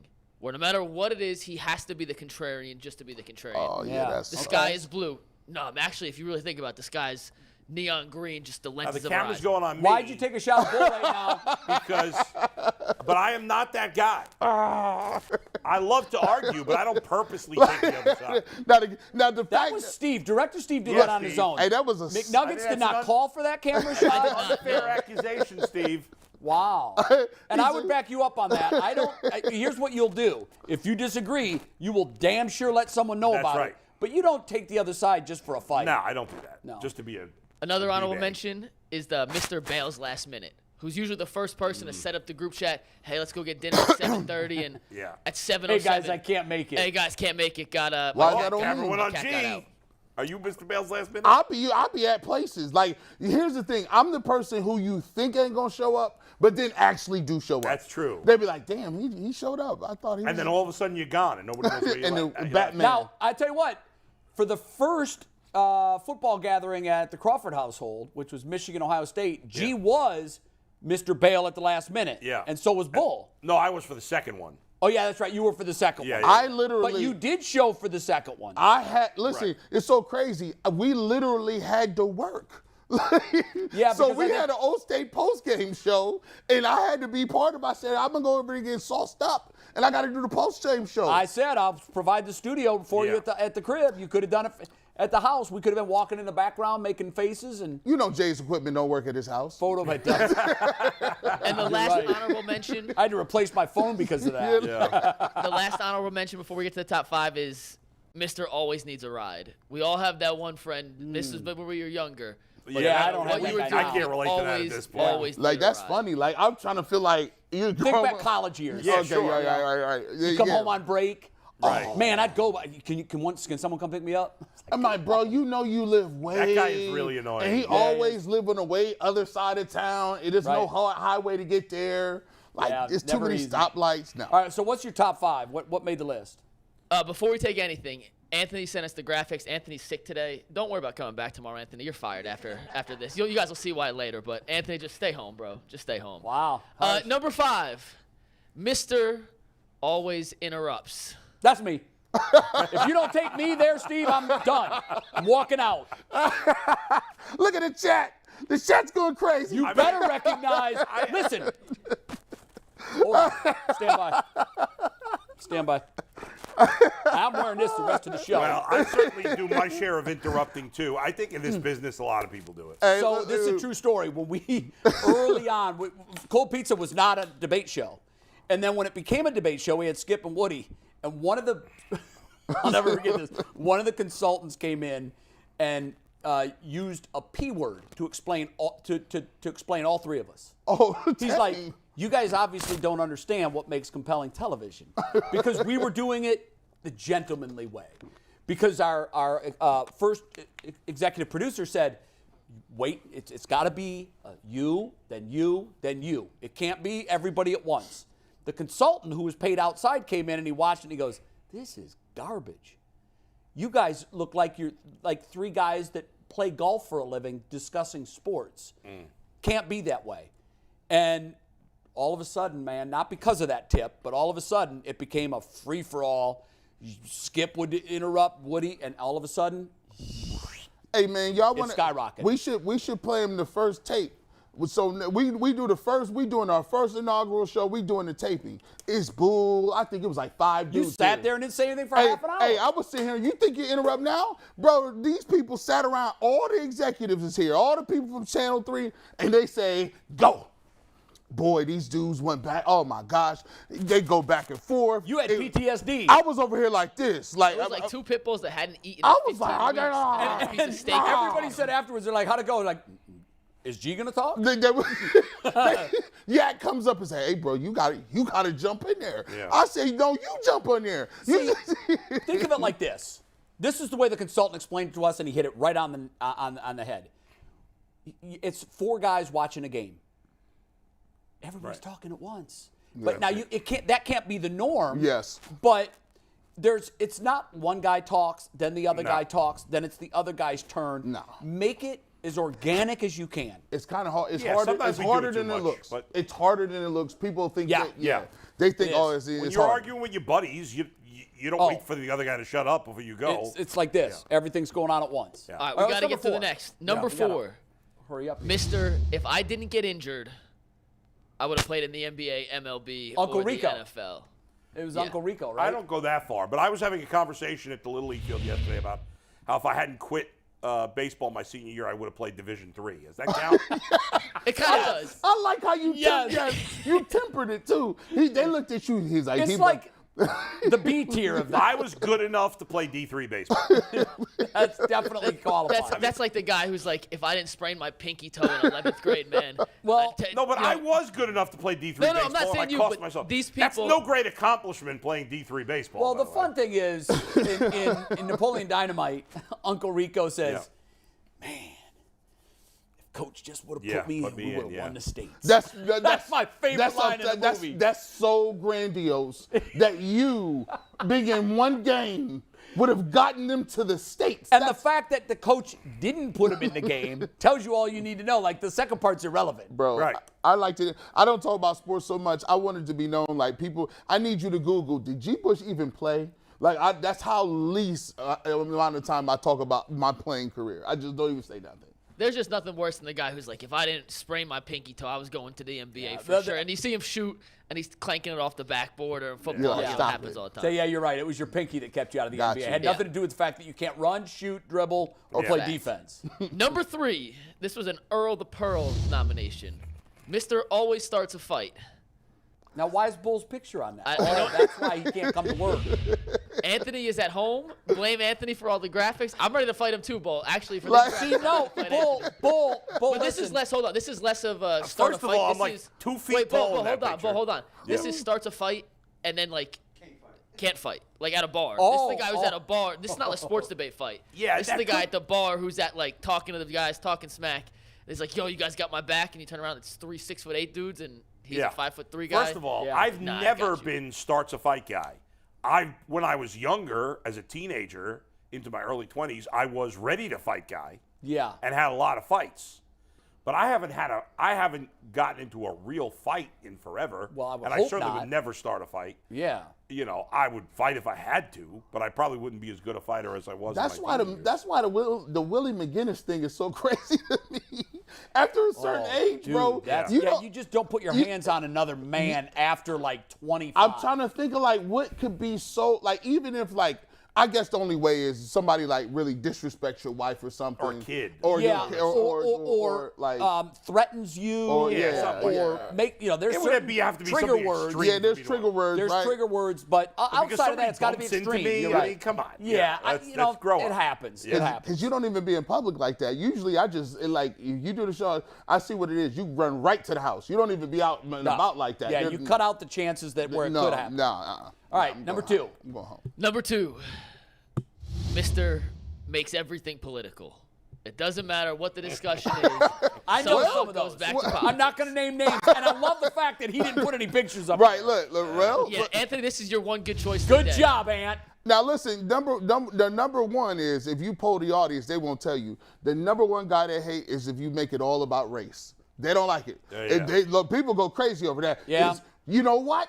It's all about race. I can't live my life because I feel like Well, it's but one the of those thing things. about political, which is annoying, is that There's a lot wrapped into there's that. some things that I'll bring up that I don't look at as political, but other people will take it as political. Yeah, political, like anything We've that's made uncomfortable every- is under well, political. here's what we did in this country. Yeah. We turned a global pandemic into a political football. I did not. insane. How in the hell did that happen? How? Millions of people are dying, and all of a sudden it's a political firestorm. That's insane. It was crazy. That's when I honestly, I hate to say this because it sounds so doomistic, but that we did that Ain't no scared com- the hell out of me. I'm like, how do you pull out of that tailspin? crazy. How do you We have come now- back from that? Like, when are we? Here's what I always ask: when are we always on the same side? Never. We're Not anymore. Not anymore. It used to be like, oh, China wants to throw hands. Right. Oh, well, the troops will unite. It used to- Now it's like a lot of people. If you say China's trying to take us over, it was like, What's wrong with China? China's great. Why you got to be? Well, there's a lot of people who are anti us supporting Ukraine and are supporting Putin. You're right. Like, it used to be good. Rocky was made off of not liking Russia. You're right. You're right. What happened that we all hate Russia together? Nothing brings us together. Nothing. Now, a global pandemic divided us in half. Nothing. Zero. We're doomed. We got 1 minute. We got the last one in. All right. We are doomed. The worst kind of guy. Because we got a minute for this one. Worst kind of guy is when you go out with friends, meet around 7 o'clock. Anthony, you're fired for this. But is the guy who gets drunk way too fast. This has got to be the guy Nuggets who gets picture. drunk way too fast. And Anthony, just don't come in tomorrow. But he put me on the picture from Halloween. I didn't drink that day. Ironically, it's a false accusation. I'm filing assault against Anthony. Bro, There's nothing worse than having to babysit your boy at 8:30 at night. You got a tongue in a silvery chain. By the way, did you remember Eddie Murphy Delirious when he talks about white guys seeing Rocky for the first time? Yes. That's what Mike looked like. Oh my The white guy that sees Rocky. I was the Rock. I was the Pebble. I told y'all. I went as the Pebble for Halloween. The Pebble. We talked about this. I was sober as hell that day. We didn't even drink. I'm glad that was your Halloween costume. And not Yeah, your so that everyday was guy. Halloween. That turtleneck was so high. So what What time about- were you drunk?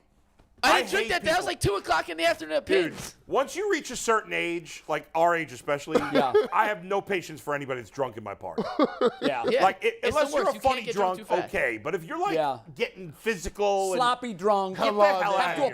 apologize Monday at work. I know. No. No patience. Control yourself. Other Well, people good that list, suck. yes or no? Good list, yes or no? Take real up quick. 2 Yeah, good spaces list. in the parking lot guy.